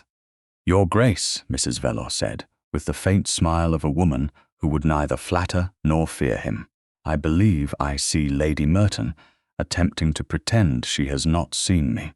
I shall go punish her with conversation." She moved only a little distance away, near enough to preserve propriety, far enough to allow speech that was not for the whole park. Elspeth looked down at the gravel path. "Your Grace has found me in retreat." "Have I?" "I nearly sent a note to the Duchess of Locksley this morning, declining the committee." Nearly is an important word. It is a coward's mercy, or a brave woman's pause. She looked up then, irritated by gentleness, because it asked so much more of her than judgment. "Do not make me admirable when I am afraid." Frederick's face changed, not dramatically. He did not step closer. He did not turn comfort into performance. He simply received the truth as if it deserved to stand uncorrected. "I would not insult your fear by denying it." The air between them shifted. A rider passed. Hooves struck rhythm into the path, then faded. "People are saying I sell introductions," Elspeth said. "That I arrange access to my sisters for favors, that the marks in my aide-mémoire are prices." His eyes moved briefly to the cord around her wrist. "I know." The two words struck harder than she expected. "You know? I heard the beginning of it at a club." And did you believe it? The question came too quickly, too nakedly. Elspeth felt heat rise in her face and hated that she had given him proof of injury. Frederick did not answer quickly, which frightened her. Then he said, "No, that is very simple. The truth often is. Proof is what becomes complicated. Then there is proof needed. For society, yes. Not for me." She wanted that to comfort her. It did dangerously. But comfort offered by a powerful man could become a room without doors if one accepted it too quickly. Your belief cannot be my defense. I agree. Surprise loosened her breath. You do? If I declare you innocent, merely because I am a duke, the same room that doubted you will obey me and learn nothing. Worse, they will say you survived by favor rather than truth. She looked at him then and saw not only anger on her behalf, but discipline. He had power and was refusing the pleasure of using it too soon. That is a rare restraint, she said, not as rare as it should be. A silence settled, not empty, but searching. Elspeth's hand moved to the aide-mémoire. She began to close it, though it was already shut, her fingers pressing the tortoiseshell as if she could hide the whole matter in her palm. Perhaps I should still withdraw, she said. If I go, the committee becomes a spectacle. If I stay away, at least my sisters may not suffer for my reputation. She turned as if to continue walking. Frederick moved only one step, not blocking her path, only matching the moment before it escaped. His hand lifted, then stopped in the air between them. May I? Elspeth looked at his hand, then at his face. No man had ever asked permission to interrupt her disappearance. They had asked her for names, for dances belonging to others, for knowledge, for sacrifice, for silence. Not this. Yes, she said softly. Frederick touched her gloved wrist with 2 fingers, just above the faded blue cord. The contact was light enough to refuse, steady enough to feel. Nothing in it claimed her. Everything in it asked her to remain. I do not wish to protect you by making you smaller, he said. The words entered her slowly, like warmth returning to fingers chilled too long. She could have stepped away. She did not. Then, how do you wish to protect me? By helping truth enter the room at the same time you do. And if the room prefers the lie, then the room will have to become uncomfortable. A laugh trembled in her throat, caught somewhere between fear and hope. You make discomfort sound almost noble, only when properly assigned. His fingers withdrew at once, leaving no impropriety behind, only the astonishing memory of being asked before being steadied. Elspeth looked toward Mrs. Veller, who was indeed punishing Lady Merton with conversation, and not even pretending not to watch. Then she looked back at Frederick. There is a false list, she said, or there will be. Gwendoline said people know I keep marks. But no one outside my family should know enough to speak of them unless someone has seen more than they ought. Pike has seen enough to be curious. Lady Hyacinth has asked questions. Then they are not yet certain. That makes them careless. And you? I am rarely careless. That must be lonely. The words surprised them both. Frederick's expression quieted. For the first time, the polished authority around him thinned, and she glimpsed the man beneath it. At times, he said, it was not a confession offered for pity. It was a door opened 1 inch and no farther. Elspeth held it with care. Then perhaps your grace understands something of standing apart. Enough to recognize when another person has been placed there against her will. She looked down at the aide-mémoire. For years, it had recorded everyone else's movements. For the first time, it seemed to wait for hers. I will attend the committee, she said. Not because I am fearless, no, because I am tired of vanishing before anyone has the trouble of condemning me. Frederick bowed his head slightly, not as a duke accepting a decision, but as a man honoring one. Then I shall be there. To defend me, to listen first. Elspeth breathed in. The park, the carriages, the whispers, the danger waiting in polite rooms, all remained. Nothing had been solved, yet something had changed its weight. She was still afraid. But fear no longer stood alone, as Mrs. Fellow returned, and the path drew them back towards society's watching eyes. Elspeth kept the aide-mémoire on her wrist.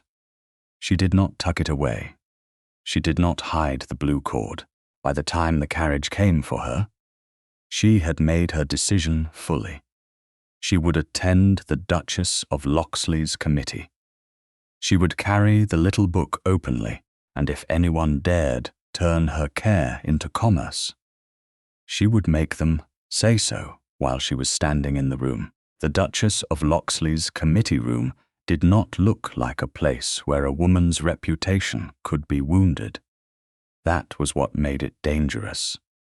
It was a pale, elegant chamber at the side of her, Grace's Mayfair house, with tall windows opening toward a square of clipped garden, a long mahogany table polished to a mirror shine, and chairs arranged with the subtle cruelty of rank. The Duchess sat at the head, formidable in dark green silk, her white hair dressed beneath a lace cap so fine it looked like frost. Around her were ladies whose names could lift a charity assembly into fashion or bury it beneath polite indifference. Elspeth Blythe entered with Mrs. Anstis Velor at her side, and the tortoiseshell aide-mémoire looped openly around her wrist. She had chosen not to hide it. That decision had cost her more courage than the room would ever know. Gwendoline and Amabel were already present near the window, though neither had been invited to serve on the committee. Mrs. Blythe had sent them with the explanation that younger eyes were useful for quadrille arrangements. Lady Hyacinth Morley stood beside them, silver grey again, beautiful enough to make envy seem vulgar. Sir Denzil Pike was not in the room, of course. Gentlemen did not sit on ladies' charity committees unless invited to advise, and scandal was rarely so clumsy as to arrive through the front door with its own name engraved on a card. Yet Elspeth felt him there. She felt him in Gwendoline's tight smile, in Amabel's anxious fingers, in Lady Hyacinth's fan resting closed upon the table like a verdict not yet spoken. "Miss Blythe," said the Duchess of Locksley, extending a hand. "His Grace of Westmere praised your judgment with unusual economy. That is always more convincing than eloquence." Elspeth curtsied. "Her Grace is kind." "Not especially," the Duchess replied. "But I do try to be accurate. Sit near me. We have no patience today for false modesty." A faint ripple moved around the table. Elspeth took the chair indicated, aware at once that it placed her above women who had ignored her at assemblies for years. The aide-mémoire touched the edge of the table with a small, dry sound. Several gazes dropped toward it. She did not move her hand away. The work began properly enough. The committee discussed the charity quadrille to be held at Hanover Square Rooms, the order of sets, the placement of young ladies whose mothers disliked one another, the difficulty of pairing rank with competence without suggesting either mattered too much. Elspeth answered only when asked. Then the Duchess asked more often. A lady in lavender objected that Lord Brenly must be placed near Amabel Blythe because he had expressed interest. Elspeth said quietly, "Lord Brenly should be placed where he cannot lead a very young lady into the supper corridor without her chaperone noticing." The lavender lady stiffened. "That is a serious implication. It is a cautious arrangement. On what authority?" Elspeth felt the room lean toward her. She could have retreated into apology. She could have softened the warning, until it meant nothing. Instead, she said, on the authority of 3 seasons spent watching which gentlemen seek dark corners and which seek conversation. The Duchess's eyes sharpened with approval. Lady Hyacinth's mouth curved. How diligent Miss Blythe has been. One wonders how any of us managed before her private surveillance of London. The word private slipped across the table like a drop of ink in water. Gwendoline looked at her lap. Amabel's colour rose. The Duchess turned her cool gaze on Lady Hyacinth. Observation is not surveillance when women use it to survive men's carelessness. Naturally, Your Grace, I only meant that Miss Blythe has developed a most unusual system. Lady Hyacinth lifted a folded paper from beneath her reticule and placed it lightly on the table. Indeed, that is why I hesitated to mention this. Yet, as the committee concerns introductions, propriety requires clarity. Elspeth's fingers went cold. She knew before the paper was opened, not what it contained, not how it had been made. But she knew the shape of the trap because she had spent years studying rooms like this. The Duchess did not touch the paper. Explain yourself, Lady Hyacinth. A copy was shown to me this morning. I believe it concerns Miss Blythe's arrangement marks. The lavender lady leaned forward.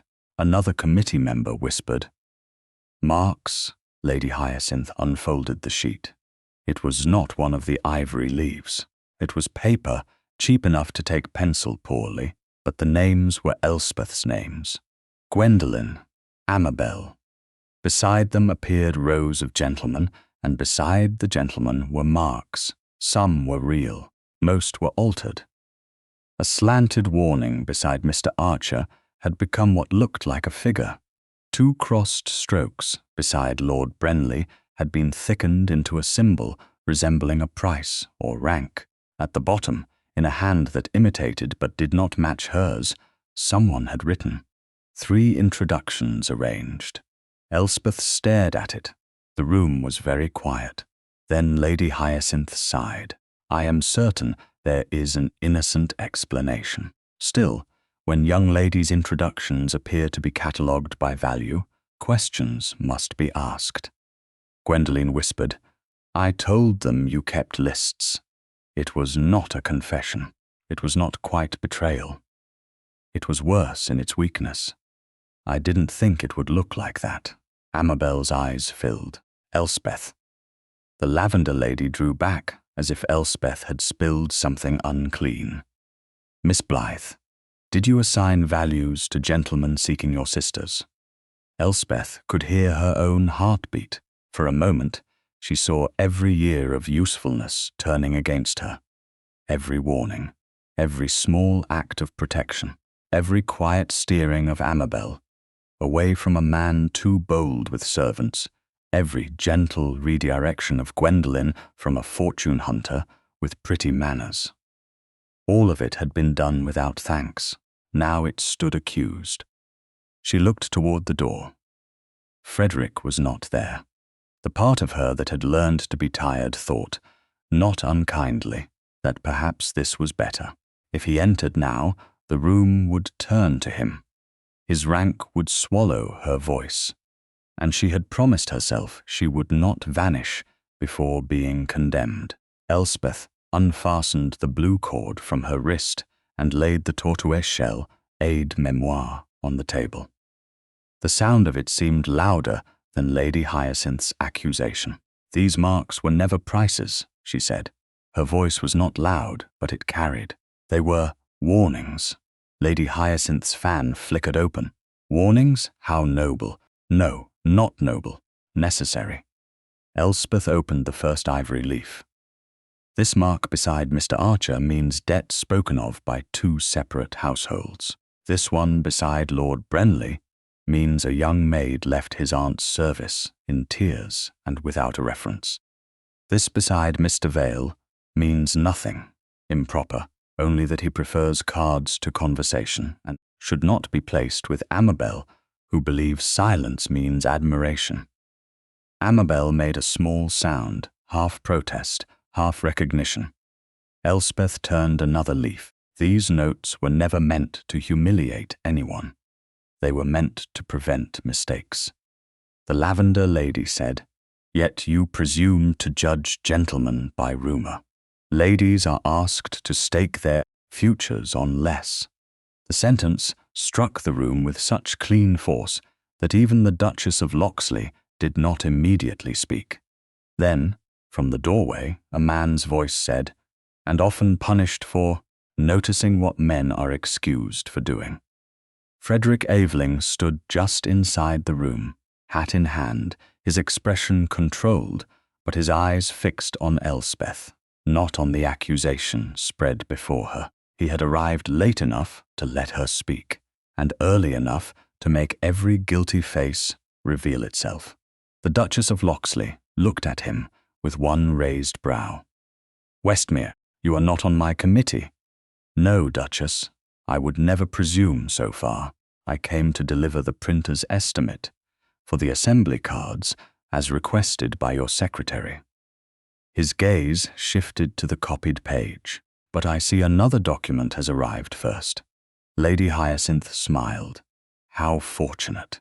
His Grace may help us understand whether such lists are common among ladies who claim innocence." Frederick did not take the bait. "I cannot speak for ladies. Men, however, keep lists with far less honorable motives every day at their clubs." A few women looked away. Gwendoline's face went white. The Duchess held out her hand, still not to Lady Hyacinth, but to Elspeth. "Miss Blythe, may I see your original aide-mémoire?" "Yes, Your Grace."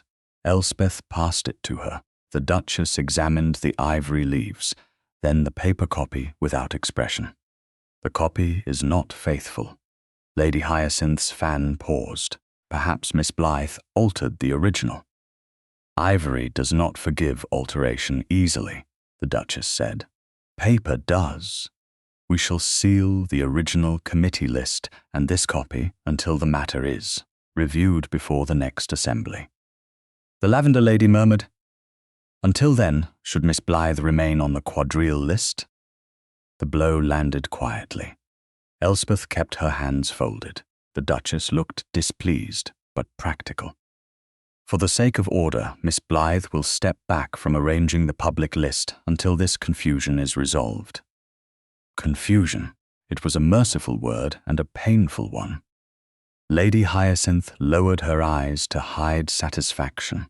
Gwendoline looked as if she wished to speak, but had forgotten how. Amabel stared at Elspeth with wet, frightened remorse. Frederick's jaw tightened, but he said nothing. Elspeth understood why. He was keeping his promise, listening first, letting her remain visible, even in pain. She rose. "I accept Her Grace's decision until the truth is clear." The Duchess's gaze softened by a fraction. "It will be clear, Miss Blythe." "Yes," Elspeth said. She took back the aide-mémoire when it was offered, looping the blue cord around her wrist with fingers that did not tremble, "because I intend to make it so." She turned then and met Frederick's eyes. There was anger in him, but it was leashed. There was protection, but it waited for consent. For the first time all morning, Elspeth did not feel alone, though the room had just pushed her to its edge again. As Mrs. Velor came to her side, Frederick stepped back to clear the doorway rather than led her through it. The distinction mattered. Lady Hyacinth watched that too. Outside in the hall, the voices resumed behind them, lowered and urgent. Elspeth walked without haste. Her reputation had not been restored. Her name had not been cleared. Her sisters had not defended her. Yet one truth remained whole in her hand. The marks were hers. The warnings were hers. And the next time that room heard her name, she would not let anyone else define what it meant. The hall beyond the Duchess of Locksley's committee room seemed colder than the room itself, though fire burned at the far end beneath a carved mantel, and the afternoon light lay pale across the marble floor. Elspeth walked beside Mrs. Velour with the tortoiseshell aide-mémoire looped once more around her wrist, its blue cord brushing the inside of her glove with every step. Behind the closed door, voices rose and fell in hurried fragments. Her name moved among them. She could feel it being handled, examined, diminished, defended perhaps, and then doubted again. The worst part was not that they had accused her. It was that the accusation had been made from the raw material of her care. She had marked dangerous men because no one else seemed willing to remember danger once it wore a handsome coat. She had learned who drank too much, who lost too much at cards, who cornered maids, who considered women trophies or ladders. She had done it quietly, because quiet protection was the only kind permitted to a plain eldest daughter with no authority. Now those marks had been twisted into prices. Mrs. Velour stopped near the staircase. Breathe, child, Elspeth did, or tried to. The air entered her lungs like folded paper. I did not cry. No, you spoke instead. The praise nearly undid her. Elspeth looked down at the aide-mémoire. The tortoiseshell case was warm from her hand. Gwendoline knew enough to make that copy possible. Yes, Mrs. Velour did not soften what truth required, but she may not have known what would be made of it. Does that absolve her? No, it may help you decide later whether grief or anger should speak first. Elspeth gave a faint, broken laugh. You make emotional ruin sound like table precedence. Sometimes table precedence is easier.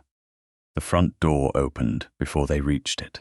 A footman stepped aside, and Frederick Aveling entered from the square, hat in hand, the controlled lines of his face sharpened by restraint. He must have left the committee room by another passage and gone to arrange his carriage.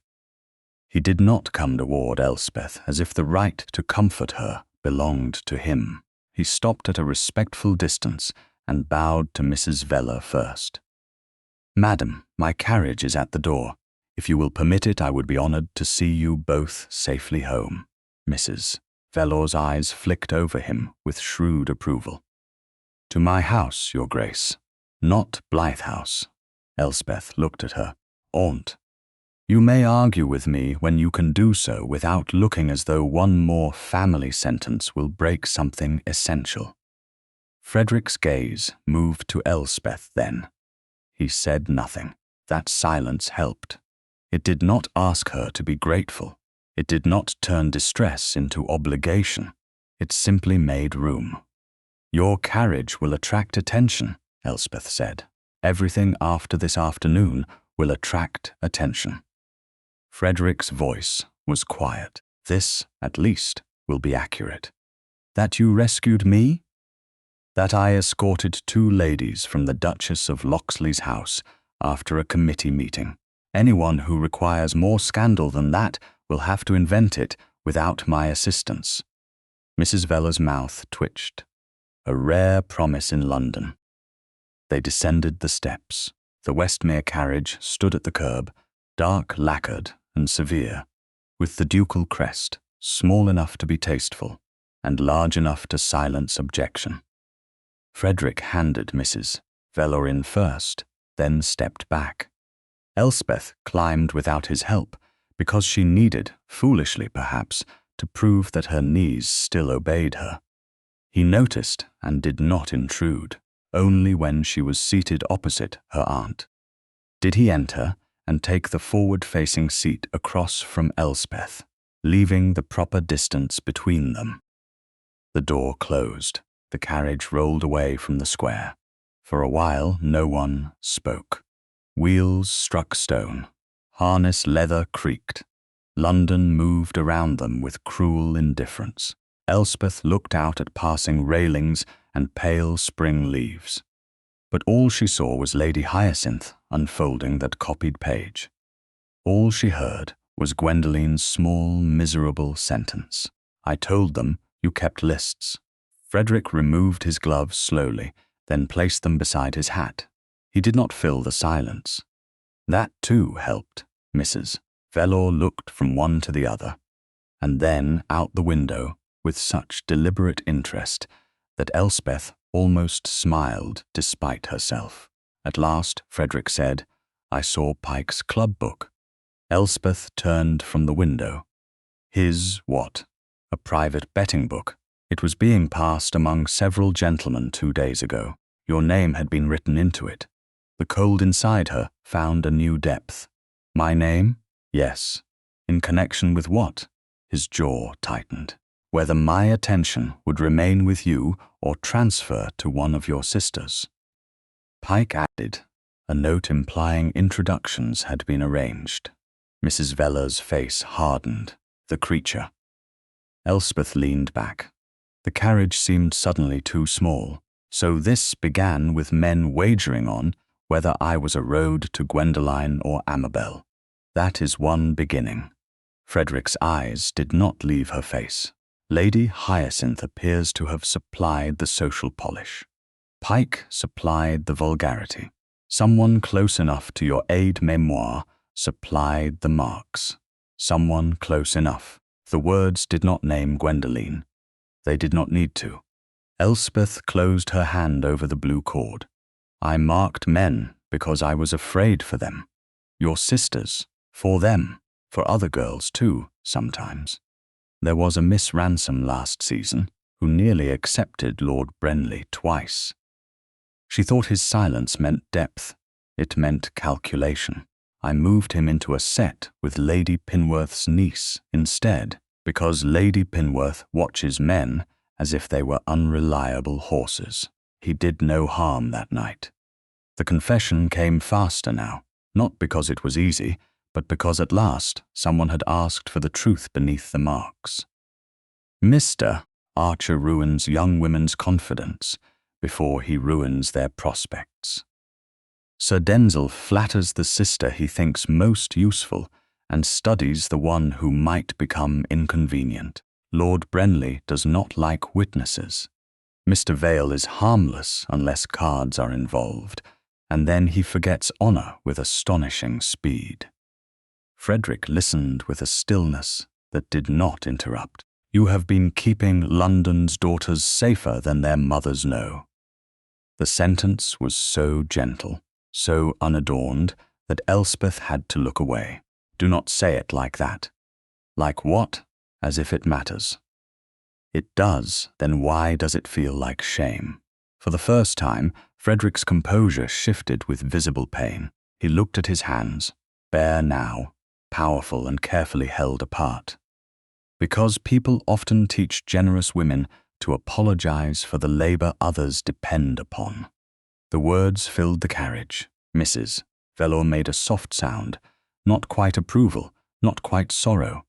Elspeth stared at him, the man who had silenced Sir Denzil with a sentence, who could turn a ballroom by choosing where to stand, now spoke as if he had learned something not from power, but from loneliness. Her voice emerged barely above the roll of wheels. If I marked dangerous men, your grace, what mark would I have given you? His eyes lifted. He did not smile. At first, a question mark, I suspect. Why? Because power is dangerous even when it means well. It was the answer she had not known she needed. Not denial, not a polished assurance that he was unlike other men. A truth. And now, she asked, that is not for me to assign. The carriage turned into a quieter street. The movement shifted them slightly. Frederick placed one hand on the seat between them, palm upward, not reaching across the space, not demanding notice. The gesture was so small that anyone else might have missed its meaning. Elspeth did not. It was the same restraint as in Hyde Park, an offer, a waiting, a refusal to make comfort into conquest. Her throat tightened. She looked at Mrs.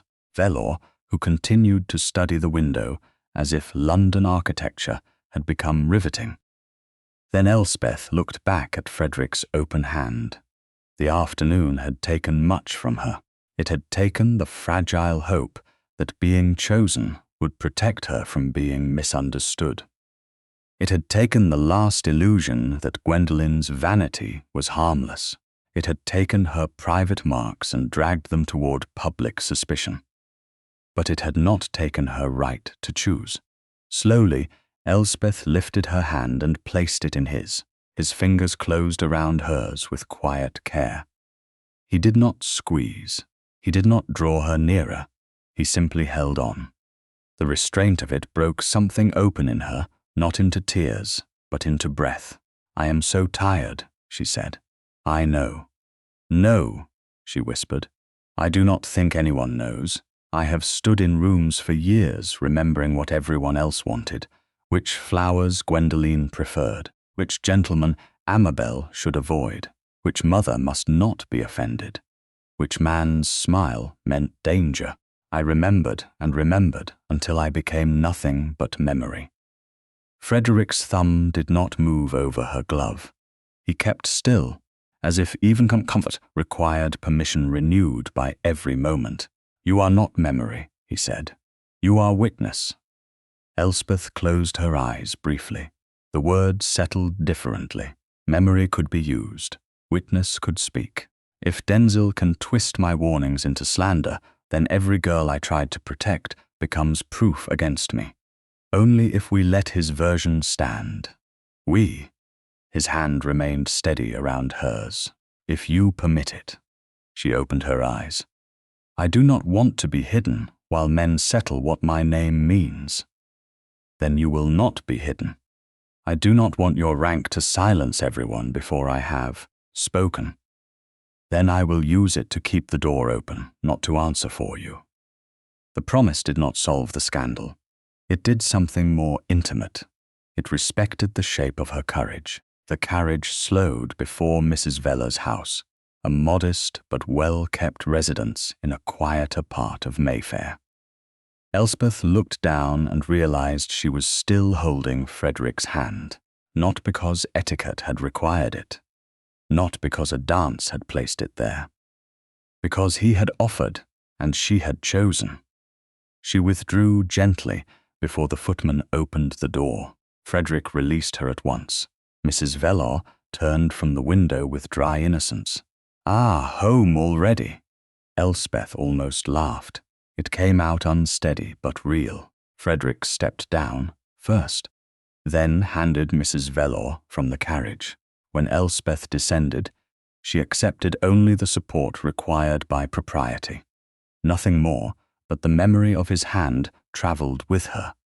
At the door, Frederick bowed. "I will speak with the club steward, quietly, and I will find the printer who made that copy." "Do not do it without telling me what you find," Elspeth said. "No." He paused. "You have my word." She believed him. That frightened her less than it had yesterday. Mrs. Velar opened the door, but Elspeth remained one moment on the step. "Your Grace, Miss Blythe, if I were to mark you now, I think it would still be a question mark." His mouth softened. "Then I shall endeavour to deserve the next notation." She entered her aunt's house with the aide-mémoire still on her wrist and the warmth of his hand still in her palm. Outside, London continued whispering. Inside, for the first time since the accusation, Elspeth did not feel like a woman waiting to be judged. She felt like a witness preparing to speak. The gossip sheet was never meant to reach Elspeth's hands. That, more than its cruelty, told her how dangerous it was. 3 days after the Duchess of Locksley's committee, Mrs. Veller's modest drawing room had become a quieter battlefield than any ballroom, with letters arranged on the writing table. The tortoiseshell aide-mémoire open beside a fresh sheet of paper, and Elspeth seated very straight in a chair that had begun to feel less like refuge and more like the place from which she must decide whether she had courage enough to remain visible. The first proof of new danger came not from Frederick, though he had promised to tell her what he found. It came from Mrs. Velor's old solicitor, Mr. Henshaw, a spare gentleman with grey whiskers, careful cuffs, and the air of a man who trusted ink more than people. He arrived shortly after noon and asked to speak with Mrs. Velor and Miss Blythe privately. "Privately," Mrs. Velor said, looking toward the open door. "That is a word men use when they bring trouble in a clean envelope." Mr. Henshaw bowed. "In this instance, madam, the envelope is rather dirty." He placed a folded printer's proof on the table. Elspeth did not touch it at once. The paper was cheap, still smelling faintly of ink and damp presswork. Across the top, in heavy black type, were words that made the room narrow around her. "The sister broker of Mayfair." Beneath it ran a column of insinuation polished into poison. It did not accuse her directly. That would have required courage. Instead, it asked questions. Had a certain overlooked elder daughter converted sisterly duty into influence? Had privileged gentlemen discovered that access to two admired beauties passed through a plainer gatekeeper? Had a duke's sudden interest rewarded discretion, service, or something less innocent? Elspeth read until the words blurred, then forced herself to finish. Her hands remained folded. Pride could be a brace when comfort was unavailable. "Where did you obtain this?" Mrs. Velor asked. Mr. Henshaw glanced at Elspeth. "From a printer who did not print it." "Why not?" Elspeth asked. The solicitor hesitated. That hesitation was the wound before the answer. "Because His Grace of Westmere purchased the entire run yesterday evening and instructed that it not be circulated." Mrs. Velor went very still. Elspeth felt no dramatic collapse, no hot wave of tears, no cry rising in her throat. The pain came colder. It entered like winter air beneath a door she had believed closed. "He bought it," she said. "Yes, miss, without telling me." Mr. Henshaw folded his hands. "It appears so." Mrs. Velor's eyes sharpened. "Henshaw, speak plainly. Did His Grace act to conceal evidence or to spare pain?" "In my professional opinion, madam, those intentions are not always as different as gentlemen believe." Elspeth stood. The aide-mémoire lay open on the table, its ivory leaves showing the small marks that had begun this ruin. Not prices, warnings. The truth sat there quietly, while men with money decided whether lies should be bought, buried, or printed. "May I keep the proof?" she asked. "That is why I brought it. I also persuaded the printer's apprentice to admit that the copy supplied to them was not taken from ivory directly. It was copied from a paper sheet already altered. The flourish under your name is not in the hand on your aide-mémoire." "Whose hand?" Mrs. Velor asked. "I cannot swear to it yet." Elspeth already knew what memory offered. A decorative curve Gwendoline used beneath capital letters when writing invitations. A pretty little vanity of ink. She had seen it on notes to dressmakers, on replies to luncheon invitations, on the message asking about Lord Brenly. Her sister's hand had not written the whole lie, perhaps, but it had touched the door that opened to it. "Thank you, Mr. Henshaw," Elspeth said. Her voice sounded calm enough to belong to someone else. "You have been very helpful." After he left, Mrs. Velor came to stand beside her. "My dear, do not comfort me yet very well. If you comfort me, I may begin to excuse him because his intention was kind, and you are not ready to do that." Elspeth picked up the Duke's calling card from the writing desk. It had remained there since his morning call, a severe rectangle of pasteboard with his name, engraved as if rank could not imagine being questioned. She had looked at it too often during the past days. Once with disbelief, once with gratitude, once after the carriage ride, with a warmth she had been too sensible to name. Now she saw it differently. Another card, Another man's name placed beside her story before she had chosen where it belonged. He promised, she said. At my door, he promised he would tell me what he found. Mrs. Veller did not defend him. That was why Elspeth loved her. Then tell him what he has broken.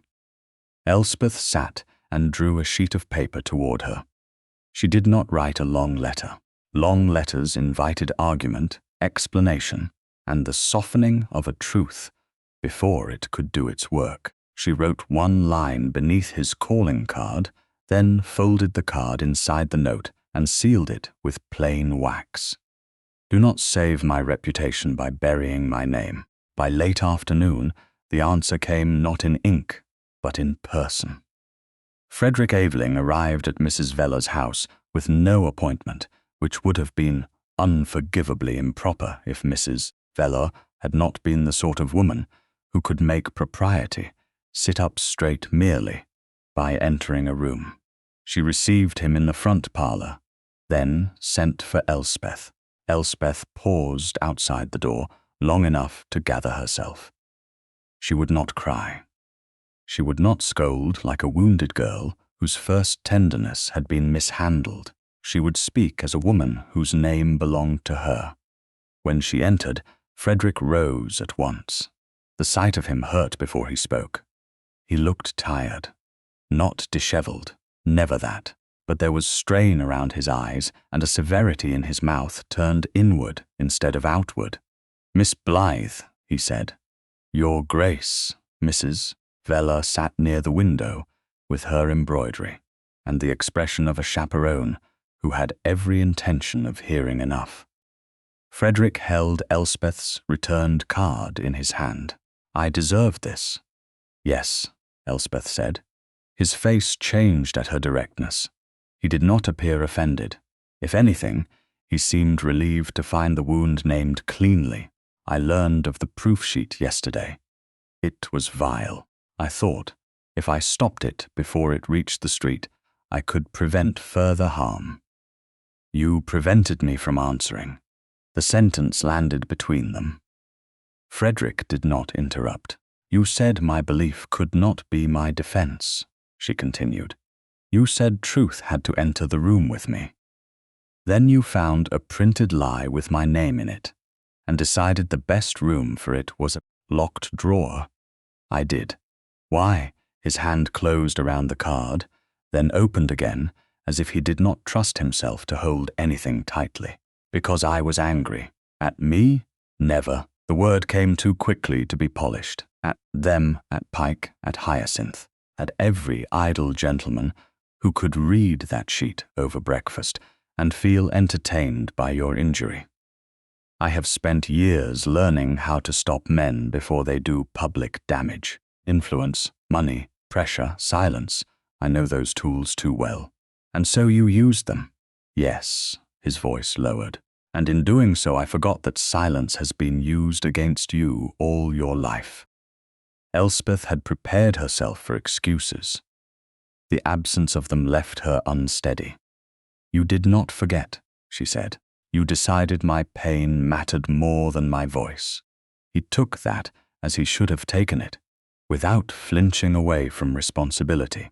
Yes. Mrs. Veller's needle moved once through linen. No one looked at her. Elspeth crossed to the small table and placed the printer's proof beside the aide-mémoire. Mr. Henshaw obtained this. The false flourish is not mine. Frederick looked at it, then at the ivory leaves. I know. The club's steward has agreed to speak, though not publicly yet. Pike's note in the betting book matches the phrase printed here. The printer's apprentice says Lady Hyacinth's servant delivered the copy. Then why am I hearing this now? Because I failed you yesterday. Again, no excuse. Again, the pain of a man trying to be honourable after doing harm. Elspeth looked away because forgiveness pressed at her too soon. And she did not wish to surrender her anger, simply because he had made it difficult to keep. I am not a scandal sheet to be purchased, she said. I am not a rumour to be managed. No, I am not one of your parliamentary difficulties. Something like a bleak smile touched his mouth and vanished. You would be the most formidable of them. She did not smile back. He bowed his head. Forgive me, that was poorly timed. Silence. The old Elspeth would have eased the room. She would have said it did not matter, or that she understood, or that gratitude outweighed hurt. The new Elspeth stood beside the table and let discomfort do its honest work. I will not withdraw from the Duchess of Locksley's review, she said. I will not hide behind your rank. I will not allow my sisters, Lady Hyacinth, Sir Denzil, or even you to decide what part of me may be seen. Frederick's eyes lifted to hers. Then tell me how to stand. The question pierced her because it held no command. Beside me, she said, not in front of me. Yes, and if the room misunderstands me, I will let you speak. First, if I falter, I will wait until you ask. If they laugh, his expression hardened, but his voice remained quiet. Then I will remember every face. Despite herself, a breath escaped her, half pain and half almost laughter. It was not forgiveness, not yet. But it was the first loosened thread. Frederick reached into his coat and withdrew a folded slip. He placed it on the table without moving closer. The printer's address, the name of the apprentice, the hour he is usually alone at the shop. I brought it for you, not as an instruction, as a choice. Elspeth looked at the paper. This, too, was a kind of apology. Not flowers, not flattery, access to truth. Thank you, she said. I am still angry. I hope you remain so until it has finished protecting you. That answer did what his earlier secrecy had not. It left her whole. When Frederick departed, he did not ask for her hand. He did not ask whether he was forgiven. He bowed to Mrs. Velor, then to Elspeth, and left the proof, the address, and the ache of unfinished trust behind him. Elspeth stood by the window until his carriage rolled away. Then she returned to the table, opened the aide-mémoire, and studied the false flourish beneath her copied name. It was not merely a clue now. It was a thread leading back through family, pride, fear, and betrayal. She dipped her pencil and wrote one new note on a blank scrap, not inside the ivory leaves. Ask printer. Compare Gwendoline's hand. Find who paid. For years, Elspeth had written warnings so others might avoid danger. Now, for the first time, she wrote one for herself. By the 10th day after Harrington House, Elspeth had learned that truth did not arrive like light through a window. It had to be carried, piece by piece, by people willing to risk being doubted. The printer's apprentice had spoken to Mr. Henshaw in a back room that smelled of damp paper and lamp oil. The club's steward had agreed, with the reluctance of a man who feared losing position more than he hated dishonor, to confirm Sir Denzil Pike's wager if summoned by the Duchess of Locksley. The original committee list remained sealed in her Grace's keeping. The false copy lay flat beneath a paperweight on Mrs. Velor's writing table, its cheap fibers and ugly flourish, accusing the wrong hand and, in doing so, pointing toward the right one. Elspeth had spent the morning comparing strokes until her eyes burned. Gwendoline's capital letters curled prettily beneath themselves, always a little vain, always a little too careful. The false flourish beneath Miss E. Blythe carried that same vanity. Not the whole forgery, not the malice of the printed column, but a borrowed movement, a sister's carelessness made useful to strangers. Elspeth closed the tortoiseshell, aide-mémoire, and pressed her fingers to the blue cord. It had become heavier since the committee room, not because its ivory leaves had changed, but because everyone now wanted to decide what they meant. Mrs.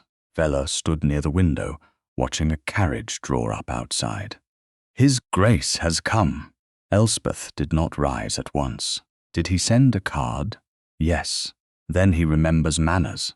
Manners are often what gentlemen cling to when courage is required. Elspeth almost smiled. Will you remain? Near enough to satisfy the world, far enough to let you wound him honestly, if needed. The footman announced Frederick Aveling moments later. He entered the parlour without the clean authority that had once made rooms bend around him. He was still the Duke of Westmere. His coat was dark, his cravat exact, his bearing controlled, yet Elspeth saw strain in the restraint. He looked like a man who had spent the night arguing with himself and had lost only the parts that deserved losing. He bowed to Mrs. Veller, then to Elspeth. Miss Blythe. Your Grace. Mrs. Veller settled with her embroidery in the adjoining alcove, separated by sightline rather than door. Propriety stood watch in lavender silk and spectacles. Frederick did not sit until Elspeth indicated the chair opposite. Even then, he did not take it as if comfort were his right. I came to apologize again, he said. I know. Not because repetition improves the apology, but because the first apology named what I did. This one must name why it was wrong. Elspeth kept her hands folded over the closed aide-mémoire. Go on. He looked at the little case, then back to her face. I believed stopping the gossip sheet would spare you pain. That was true, but it was not the whole truth. The whole truth is uglier. I am accustomed to solving public difficulty by removing it from sight. A rumour, a fool, a printed sheet, a man like Pike. I know how to make doors close. And I have spent my life behind closed doors other people found convenient. Yes, his voice roughened on the word. I saw your name in that proof and treated it as something to be shielded, not as something belonging to you. I decided what part of you the world was permitted to see. That repeated the very harm I claimed to oppose. Elspeth had prepared answers, sharp ones, elegant ones, sentences that would keep her pride upright. None came. There was something disarming in exact remorse. It gave anger fewer lies to strike at. You hurt me, she said. I know. I trusted you when you said you would not make me smaller. His gaze lowered for one moment, not in evasion, but under the weight of it. And then I made the scandal smaller by trying to make you absent from it. The silence that followed had no music to soften it, no ballroom to distract from it. A coal shifted in the grate. In the alcove, Mrs. Veller's needle moved once, then stilled. Elspeth looked at the false copy on the table. The printer's apprentice recognized Lady Hyacinth's servant.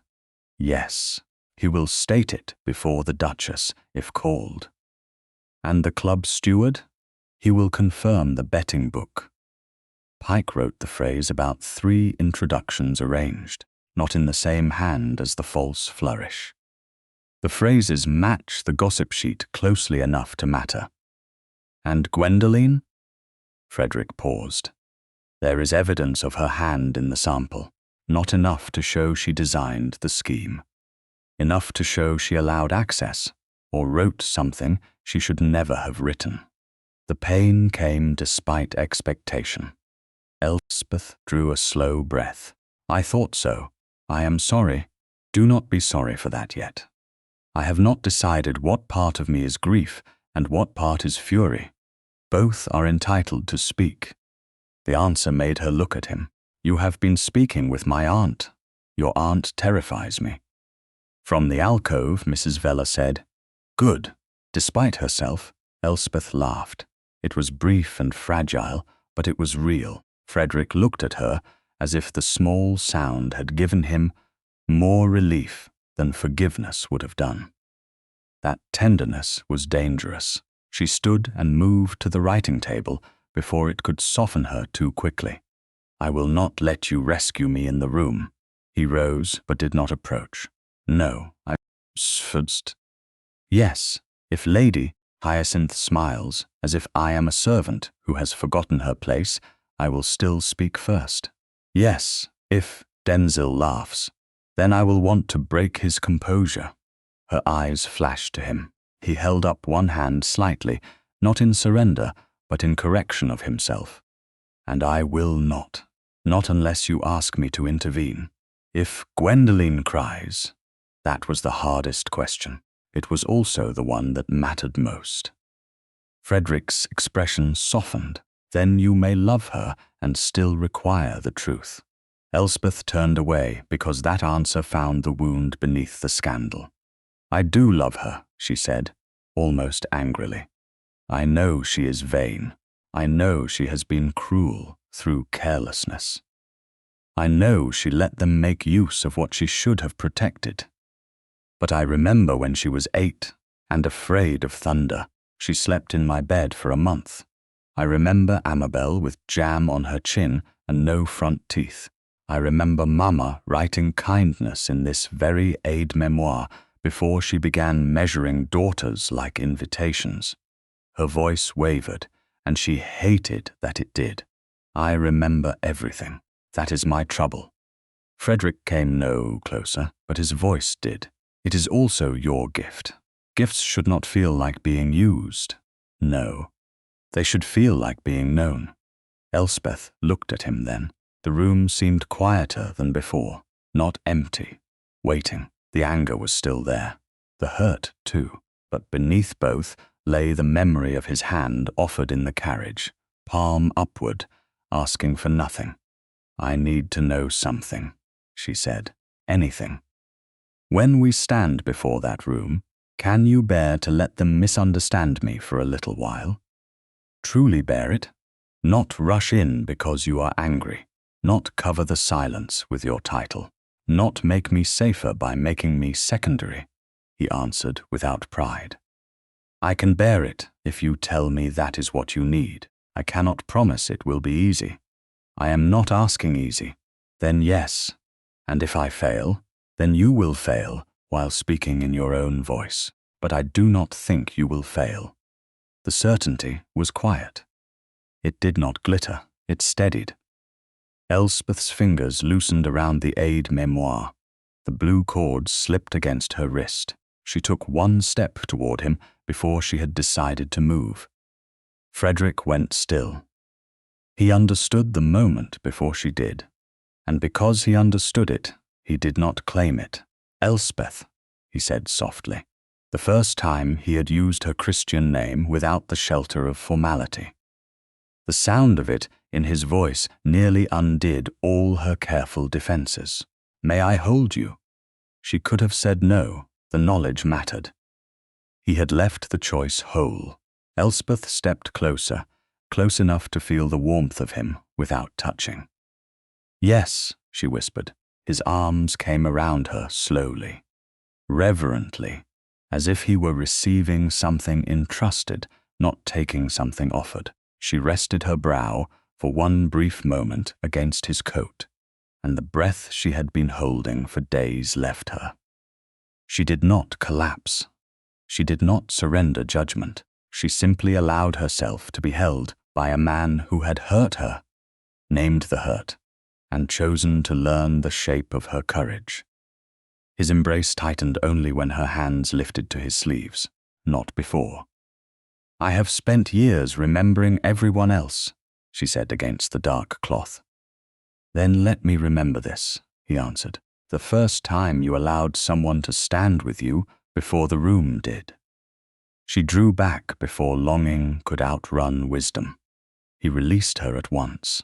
His face held something unspoken, powerful enough that she felt it and disciplined enough that he did not use it. Not yet. The review is at Hanover Square Rooms, she said, returning to the table, because action was safer than tenderness. The Duchess has agreed to summon the printer, the steward, Lady Hyacinth, Denzil, my sisters, and selected committee ladies. Frederick nodded. I will come when you wish me to. Elspeth opened the aide-mémoire to the first ivory leaf. The old line in her mother's hand, remember kindness, had faded but not vanished. Then let them ask about my sisters one last time, she said. After that, they will answer for what they asked of me. Frederick bowed, not like a duke indulging a lady, but like a man recognizing command. Beside you, he said. Not before me, she replied. Never again. This time she believed him. Not because he was powerful, because he had learned where to place that power down. Hanover Square rooms had never seemed so full of listening. Even before the committee inquiry began, silence gathered in its corners, waiting behind the gilt columns, beneath the musicians' gallery, along the polished rail where ladies would later rest their gloved hands and pretend they had not come to witness a woman's reputation weighed against paper. Elspeth Blythe arrived with Mrs. Velor shortly before 3 o'clock, carrying no reticule except the plain black silk one her aunt had insisted upon, and wearing the tortoiseshell aide-mémoire openly at her wrist. Its blue cord had been retied that morning. She had done it herself, slowly, while Mrs. Velor watched from the doorway and said nothing. There were moments when silence was the truest kindness. The great room below had been arranged not for a ball, but for judgment disguised as order. A long table stood where dancers usually passed. Chairs had been placed for the Duchess of Locksley, the committee ladies, the printer, the club steward, Sir Denzil Pike, Lady Hyacinth Morley, Gwendoline, Amabel, and those selected witnesses whose presence gave consequence to truth. No music played, yet Elspeth could hear, in memory, every question ever asked of her in rooms like this. Is your sister free? Does Miss Amabel favour waltzes? Will Miss Gwendoline accept an introduction? What does she like? Who has claimed her? What does she want? No one had thought to ask what Elspeth wanted until the Duke of Westmere had looked past beauty and convenience and found the woman holding the record of everyone else's wishes. You are pale, Mrs. Velor said beside her. I am considering becoming green, but I feared it would clash with the carpet. Her aunt's mouth twitched. Excellent. Terror has not damaged your wit, only my appetite. That was never the sturdiest part of you. They had reached the side passage leading to the musicians' gallery when Frederick appeared from the stair. He wore dark blue, almost black, and his expression carried the grave calm of a man who had placed every weapon down except restraint. At the sight of him, Elspeth's heart did not leap as foolish novels claimed hearts did. It steadied first, then hurt, then warmed. That seemed more dangerous than leaping. Leaping was brief. Steadiness could become a life. He bowed to Mrs. Velor, then to Elspeth. Miss Blythe. Your Grace. Mrs. Velor looked from one to the other, then toward the gallery rail. I shall stand there and admire the room's acoustics. I have always believed architecture improves when it knows it is being supervised. She moved several paces away, near enough to preserve propriety, far enough to grant them the privacy of lowered voices. Frederick did not smile until she turned her back. Your aunt may be the bravest person in London. She would say bravery is easier when one has outlived the need to be liked. A formidable advantage. Then the smile faded. He looked at Elspeth's wrist. You brought it openly. I considered hiding it. Then I remembered hiding had been everyone else's preference for me. And yours, no longer. He absorbed that with the quiet pride of someone who knew he had not given her courage, only stopped standing in its way. Below, the first guests began to arrive. The Duchess of Locksley entered like a verdict in green silk. A clerk placed papers on the table. A footman adjusted a chair. Then Lady Hyacinth Morley appeared, silver grey and serene, as if the afternoon had been arranged for her amusement. Sir Denzil Pike followed with a look of pleasant inconvenience. the expression of a man prepared to forgive everyone for wasting his time. Gwendoline came in white muslin, trimmed with rose ribbon. She looked too lovely and too frightened. Amabel clung to her arm, her face pale beneath her bonnet. Elspeth watched them and felt the old ache rise. Love did not excuse betrayal. Betrayal did not erase love. That was the cruelty of family. "Gwendoline looks ill," she said. "She knows more than she wishes to admit," Frederick answered. "Lady Hyacinth knows it as well, and Denzil. Pike believes charm is armor. He may learn otherwise. You said that with alarming calm, like I am saving my alarming qualities for later, if required." She looked at him then, and despite the room below, despite the waiting accusation, a small breath of laughter escaped her. "You are trying to make me less afraid." "I am failing." "No." She turned back toward the rail. "You are reminding me I can be afraid and still descend the stairs." He stood beside her, not too close, but close enough that his presence had warmth. "I will not speak until you want me to. I know. If they misread your silence, I will wait. I know. If they look to me instead of you, I will look to you." She swallowed. That was the promise she needed most, and the one society would understand least. "I am not afraid of the scandal," she said. The truth surprised her as it left her. "Not now." "Then what frightens you?" She watched a servant place the sealed original committee list before the Duchess. "That after I am cleared, everyone will be kind in the same way they were cruel. They will make me useful again, only with prettier words. They will say I was admirable because my warnings protected daughters. They will ask me to arrange safer dances, kinder introductions, wiser matches. They will praise me into the same corner." Frederick's breath changed. "Elspeth." She looked at him. "That is what I fear, not being ruined, being valued only after I prove I was useful enough to forgive." He seemed to feel the words physically. The controlled man from the balcony, the powerful Duke who could turn a club silent, looked suddenly like someone standing before a door he had not known was locked. "You are not useful to me," he said. Her lips parted. It was the strangest tenderness she had ever been offered. He must have heard how it sounded, because his mouth tightened with self-reproach. That was poorly phrased.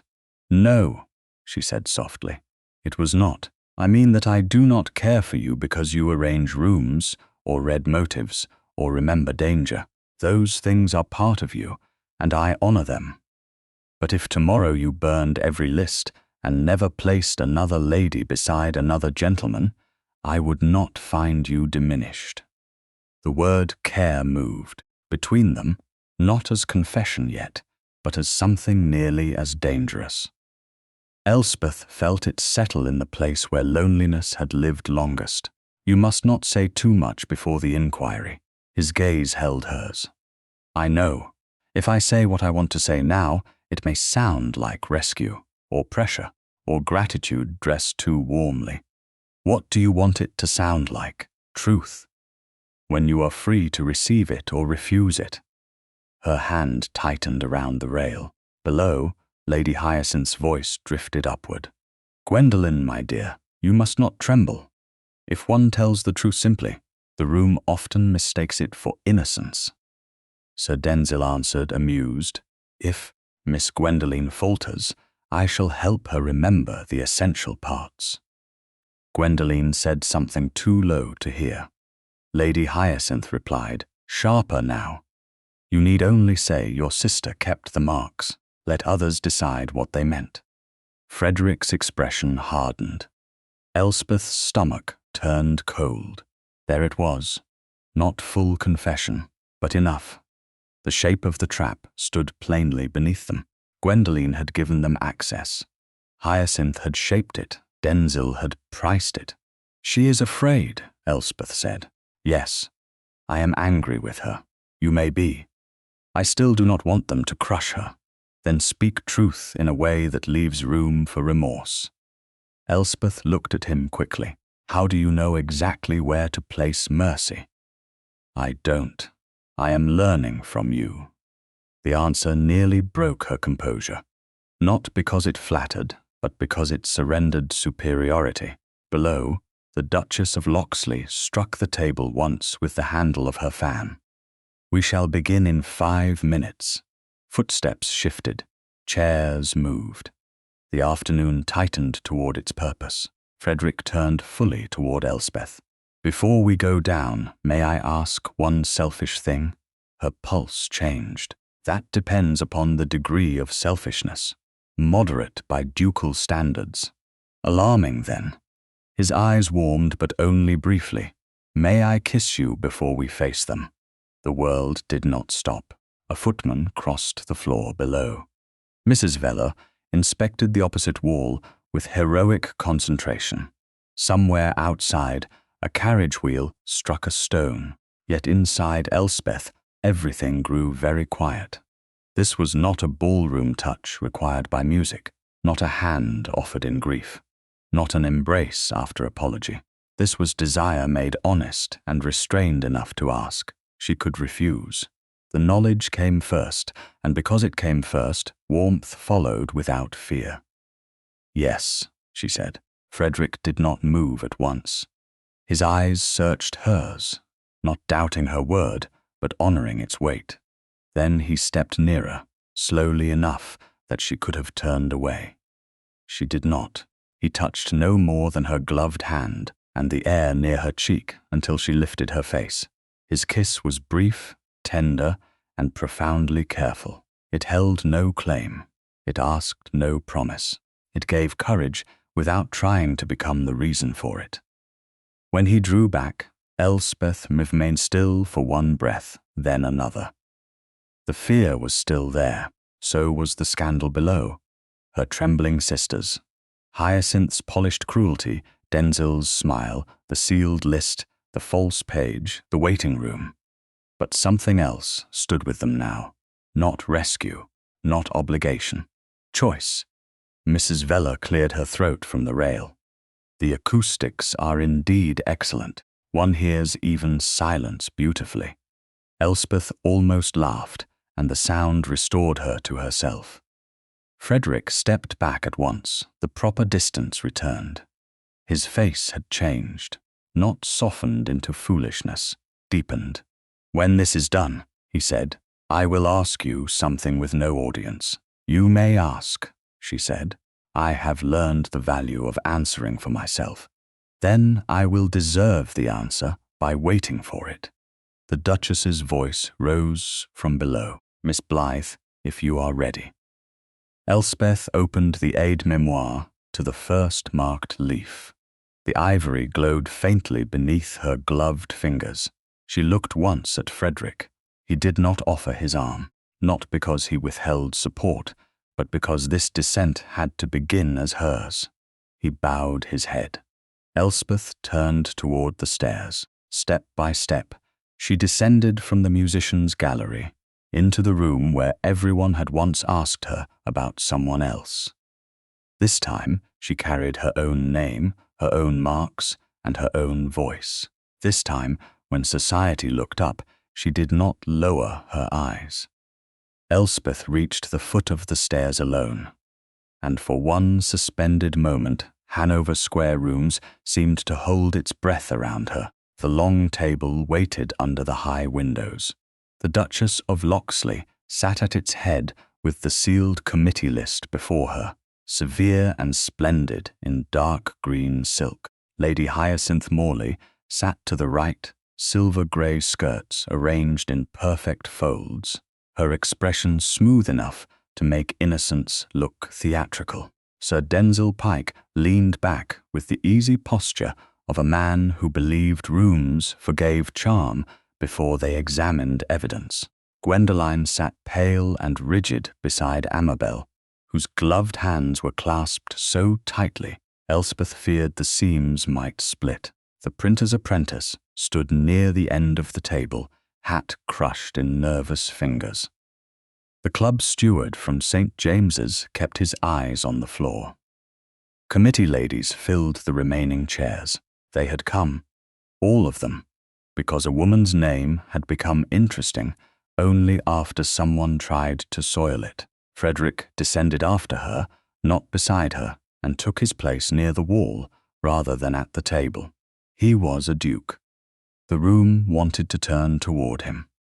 He did not let it. His gaze rested on Elspeth, and by doing so, he taught the others where to look. The Duchess tapped the table once with her fan. "Miss Blythe, you requested that the matter be reviewed before the quadrille arrangements proceed. You may begin." Elspeth placed the tortoiseshell aide-mémoire on the table. The sound was small. No one missed it. "For 3 seasons," she said, "gentlemen have asked me whether my sisters were free to dance. Mothers have asked me which introductions might flatter without compromising. Hostesses have asked me to remember who had quarrelled, who had been overlooked, who must not be seated, near whom, and which young lady might be spared embarrassment if the order of a set changed." Quietly, she opened the first ivory leaf. "Because I remembered, I began to mark names." Lady Hyacinth tilted her head. "No one disputes that you marked names, Miss Blythe. The question is what the marks meant. Then we shall answer that." Elspeth turned the aide-mémoire toward the Duchess, not toward Hyacinth. "This stroke beside Mr. Archer means debt. It was placed there after 2 households warned my mother. He had pressed for dowry details before a 3rd call. These crossed marks beside Lord Brenly mean caution. I will not state every story in this room, because servants' grief should not become entertainment for gentlewomen. But I will say enough. He seeks girls where chaperones cannot easily follow. That is why I moved him away from my sister, Amabel." Amabel made a soft, wounded sound. Elspeth did not look at her yet. If she did, mercy might arrive before truth finished speaking. "This small dot beside Mr. Vale means cards.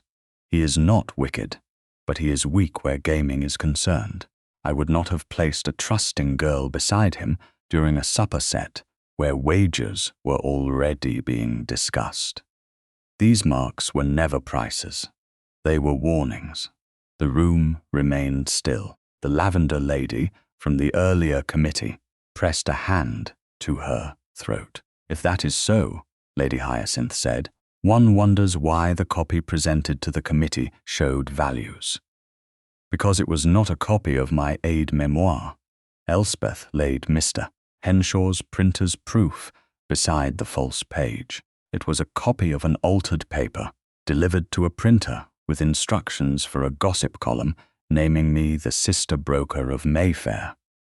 Sir Denzil's smile thinned. A dramatic phrase. Printers invent such things. "This one did not invent the phrase alone," Elspeth said. She turned to the young apprentice. "Mr. Bell, will you tell her Grace who brought the altered copy?"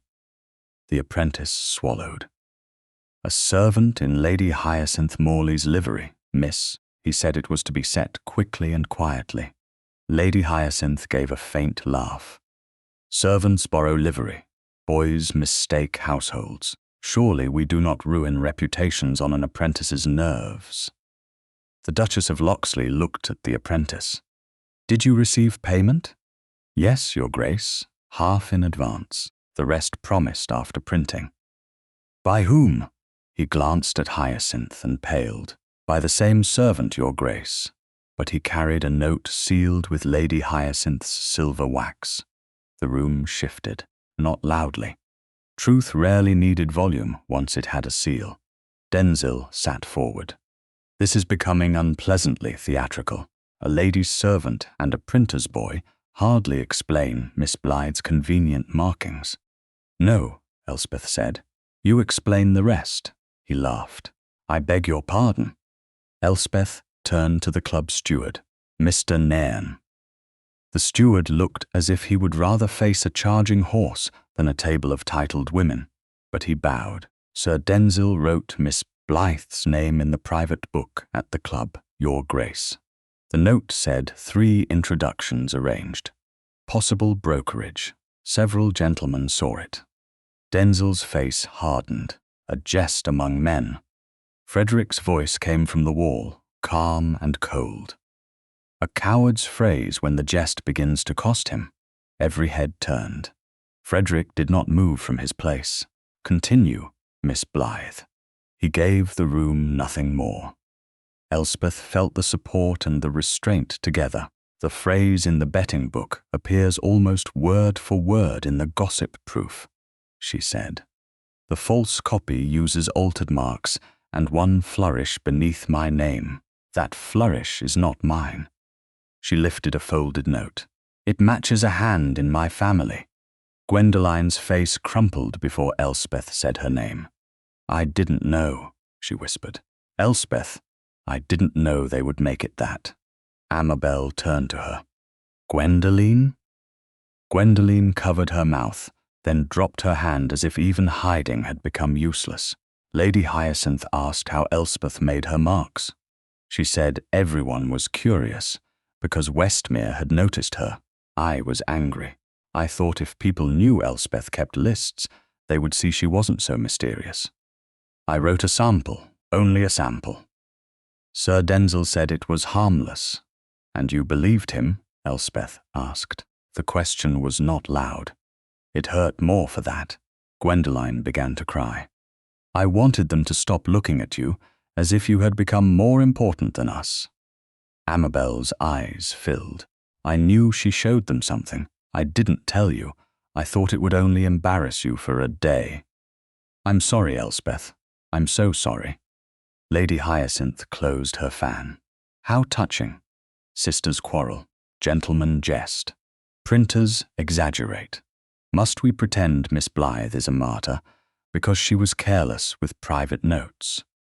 The Duchess of Locksley leaned forward. Lady Hyacinth, you will not serve on this committee again. Hyacinth's composure cracked. Your Grace cannot mean to take the word of a printer's boy over mine. I take the word of evidence over elegance. It is a habit more ladies should cultivate. Denzil stood. If this assembly intends to insult me, I will withdraw. Frederick stepped away from the wall at last. He did not raise his voice. He did not need to. You will withdraw from more than this room, Pike. I have already spoken with Lord Mevagissey. Your club will review the betting book by morning. Men may forgive vice, but they dislike having their private cowardice displayed by a man careless enough to write it down. Denzil's colour changed. Westmere, this is excessive. No, excessive was a wagering on whether a woman's dignity could be converted into access. The room went silent. Elspeth looked around the table, at the ladies who had used her memory, at the sisters who had mistaken her care for dullness, at the woman who had dressed envy as taste, at the man who had tried to price a woman because he could not understand one. Then she spoke the question that had lived in her for years. When men asked me about my sisters, why did none of you ask whether I wished to be asked about myself? No one answered. That was answer enough. The Duchess of Locksley rose. Miss Blythe will resume her place on the quadrille committee if she wishes it. The false copy will be retained. The printer's proof, the club statement, and the altered list will be placed with my secretary. Sir Denzil, you may leave. Lady Hyacinth, you may do the same. The punishment was social, not theatrical. It was also complete. In London, closed doors could ruin more effectively than shouted condemnation. Denzil bowed stiffly and left with his charm in pieces. Hyacinth followed, pale with fury. Gwendoline remained seated weeping silently. Amabel whispered Elspeth's name, but Elspeth lifted one hand. Not now, she said gently. Later, when apology can stand without witnesses. Amabel nodded, crying harder. The room began to break into low voices. Committee ladies who had doubted now looked ashamed. Some came forward with awkward kindness. Elspeth accepted neither too much nor too little. She was no longer in the business of arranging other people's comfort at the expense of her own truth. At last, Frederick approached, stopping near enough to be present and far enough to ask permission with distance. He extended his hand, palm upward, as he had in the carriage. This time, everyone could see it. Elspeth looked at him, then placed her hand in his, not because she needed rescuing, because she chose to be seen choosing. His fingers closed around hers with the same careful reverence as before. "I love you, Elspeth," he said quietly, yet clearly enough for Mrs. Velour and the Duchess to hear, "not because you were overlooked, but because I have seen you clearly." The words entered the room without performance. They entered her heart with terrifying gentleness. Elspeth did not look away. "And I love you, Frederick," she said. His breath changed. Not triumph, relief, wonder. Her hand remained in his. Around them, the great room at Hanover Square held no music, no applause, no glittering dance. Only truth after injury. Only a woman's name returned to her. Only a duke standing beside her, not before her, while she finally occupied the center of the room without apology. "May I call tomorrow?" Frederick asked, his voice low now, "not as your rescuer, but as a man hoping to be chosen." Elspeth looked down at the aide-mémoire on the table, open to its marked and honest leaves. Then she looked back at him. "You may call," she said, "and I will answer for myself." 1 month after the inquiry at Hanover Square Rooms, Westmere House received Miss Elspeth Blythe with all the quiet ceremony London could not quite decide how to interpret. The footman wore the Duke's dark livery. The brass on the door had been polished to a severe gleam, and the great staircase rose beyond the entrance hall as if every step had been built for certainty. Yet Elspeth felt less afraid here than she had in many smaller rooms. She arrived with Mrs. Anstice Velour at the proper hour for a call, dressed in dove-grey silk with no ornament except her mother's tortoiseshell aide-mémoire at her wrist. The blue cord had faded further in the summer light. It looked softer now, less like a binding, and more like a ribbon that had learned to loosen. "You are smiling at the carpet, Mrs." Velour observed as they followed the butler toward the music room. "I was thinking that I have been frightened in houses where the carpets were much less handsome."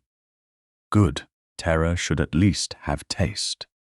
Elspeth laughed, quietly but freely, and the sound surprised her less than it once would have done. Much had changed in a month. Not quickly, not neatly. Truth had ended the public accusation. But truth did not sweep pain away as a servant swept ashes from a grate. It required aftermath. Sir Denzil Pike had discovered that gentlemen's clubs forgave debts more readily than foolish exposure. Lord Mevagissey's review of the betting book had led, by degrees and whispers, to Denzil's name being removed from the lists of houses where mothers wished their daughters to dance. He had not been ruined in the operatic manner scandal sheets preferred. He had been made inconvenient. In London, that was often worse. Lady Hyacinth Morley had lost the Duchess of Locksley's patronage and, with it, the invisible authority by which she arranged admiration and punishment. Invitations still reached her, because rank did not vanish overnight, but they arrived later, thinner, and without the private notes that made a woman powerful. Gwendoline had been kept from 3 assemblies by Mrs. Blythe under the respectable language of reflection. The first note she sent Elspeth had been proud, stiff, and useless. Elspeth had not answered it. The second was shorter. The third said only, "I was jealous. I let them use what I knew would hurt you. I'm sorry, and I don't deserve you to arrange a single thing for me again." Elspeth had read that one twice, then wept for the child who had once slept in her bed during thunderstorms, and for the woman who had nearly helped destroy her. Amabel came with the fourth note in person, pale and trembling, and apologized not with pretty tears alone, but with one plain sentence. "I let being loved make me lazy about loving you." Elspeth had forgiven neither sister easily, but she had opened a door. That was different from returning to the old room. The butler opened the doors to the music room. Frederick Aveling, Duke of Westmere, stood beside the pianoforte, not seated in command, not posed beneath a portrait, but waiting. Sunlight fell across the dark wood of the instrument and caught the silver at the edge of his waistcoat. At the sight of him, Elspeth's heart did the now familiar thing. It steadied before it warmed. He bowed first to Mrs. Veller. "Madam, your grace, I trust your music room has sufficient chairs for propriety. I had 6 arranged in case proprietor wished to multiply." Sensible man. Then he turned to Elspeth. "Miss Blythe." "Your grace." The formality had become a small game between them. One society could hear without knowing all that lived beneath it. He had called every 3rd day for the past month, properly, patiently, sometimes with Mrs. Veller present, sometimes under Mrs. Blythe's rigid supervision, sometimes in the Duchess of Locksley's drawing room, where the charity assembly had been redesigned with a purpose no one could mistake. The Duchess and Frederick had arranged a smaller gathering for late July, not to parade rescued virtue, as Elspeth had feared, but to invite overlooked women as guests rather than instruments. No lady would be asked to manage another's triumph. No plain sister would stand by the supper-room door, holding the wishes of beauties who had never thought to ask what she wanted. Elspeth had insisted on reviewing the plan, not arranging it alone. Frederick had agreed without pride. That, more than any compliment, had taught her what partnership might feel like. Mrs. Veller accepted a chair near the window and immediately opened a book she had brought for the purpose of pretending not to listen. Frederick looked toward Elspeth's wrist. "You brought it. It complained of being left behind. Does it often speak?" "Only when everyone else has finished speaking for me." His eyes warmed. "Then I am glad it came." A tea tray stood untouched near the hearth, but the center of the room had been cleared. On a small table beside the pianoforte lay a folded document, a pencil, and one ivory cleaning cloth. Elspeth noticed because she noticed everything. Frederick saw that she had noticed and did not pretend otherwise. "Before I say what I hope to say," he began, "there are matters I want plain." Her pulse changed. Plainness has served us better than elegance. Not always more comfortably. Comfort has been overpraised. Mrs. Veller made a sound that might have been agreement or a page turning. Frederick took the folded paper and offered it to Elspeth, not to Mrs. Veller, not to some male guardian, not as a flourish. "A draft of settlements, reviewed by your aunt's solicitor, nothing binding, without your consent. It protects your portion, gives you funds under your own direction, and sets aside money for the July assembly without requiring you to become its unpaid conscience." Elspeth looked down at the paper. For a moment, old suspicion rose. Then she saw the care beneath the form. Not control, not purchase. A structure built to keep freedom from depending on tenderness alone. "You thought of everything," she said. "No, I thought of what I once failed to think of. Your choice must not be ornamental." She looked at him then, and the room blurred slightly at the edges. Frederick. His name came easier now, but never carelessly. He stepped nearer, leaving room for refusal, even in a room arranged for hope. Elspeth, I loved you first, as a woman I saw, across a ballroom doing work no one honored. Then I loved you as a mind sharper than the room that wasted it. Then as a conscience brave enough to mark danger, even when danger wore a title. Now I love you as the woman who stood before those who had used her, loved those who had failed her, and still chose truth without cruelty.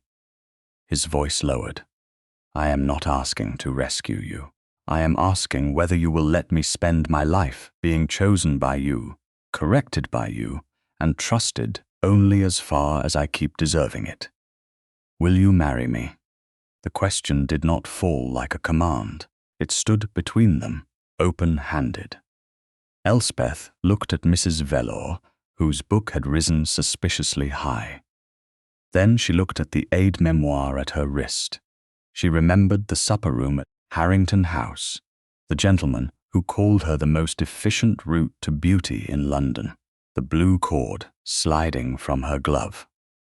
Frederick's hand returning what others had only used. She remembered every time someone had asked her about her sisters, and no one had asked about her. She opened the tortoiseshell case.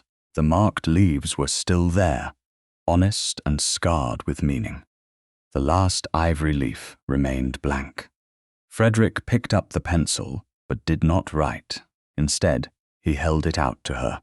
Whose name should be written first? Elspeth took it. Her hand did not tremble. On the blank ivory leaf, in clear small letters, she wrote, Elspeth Blythe.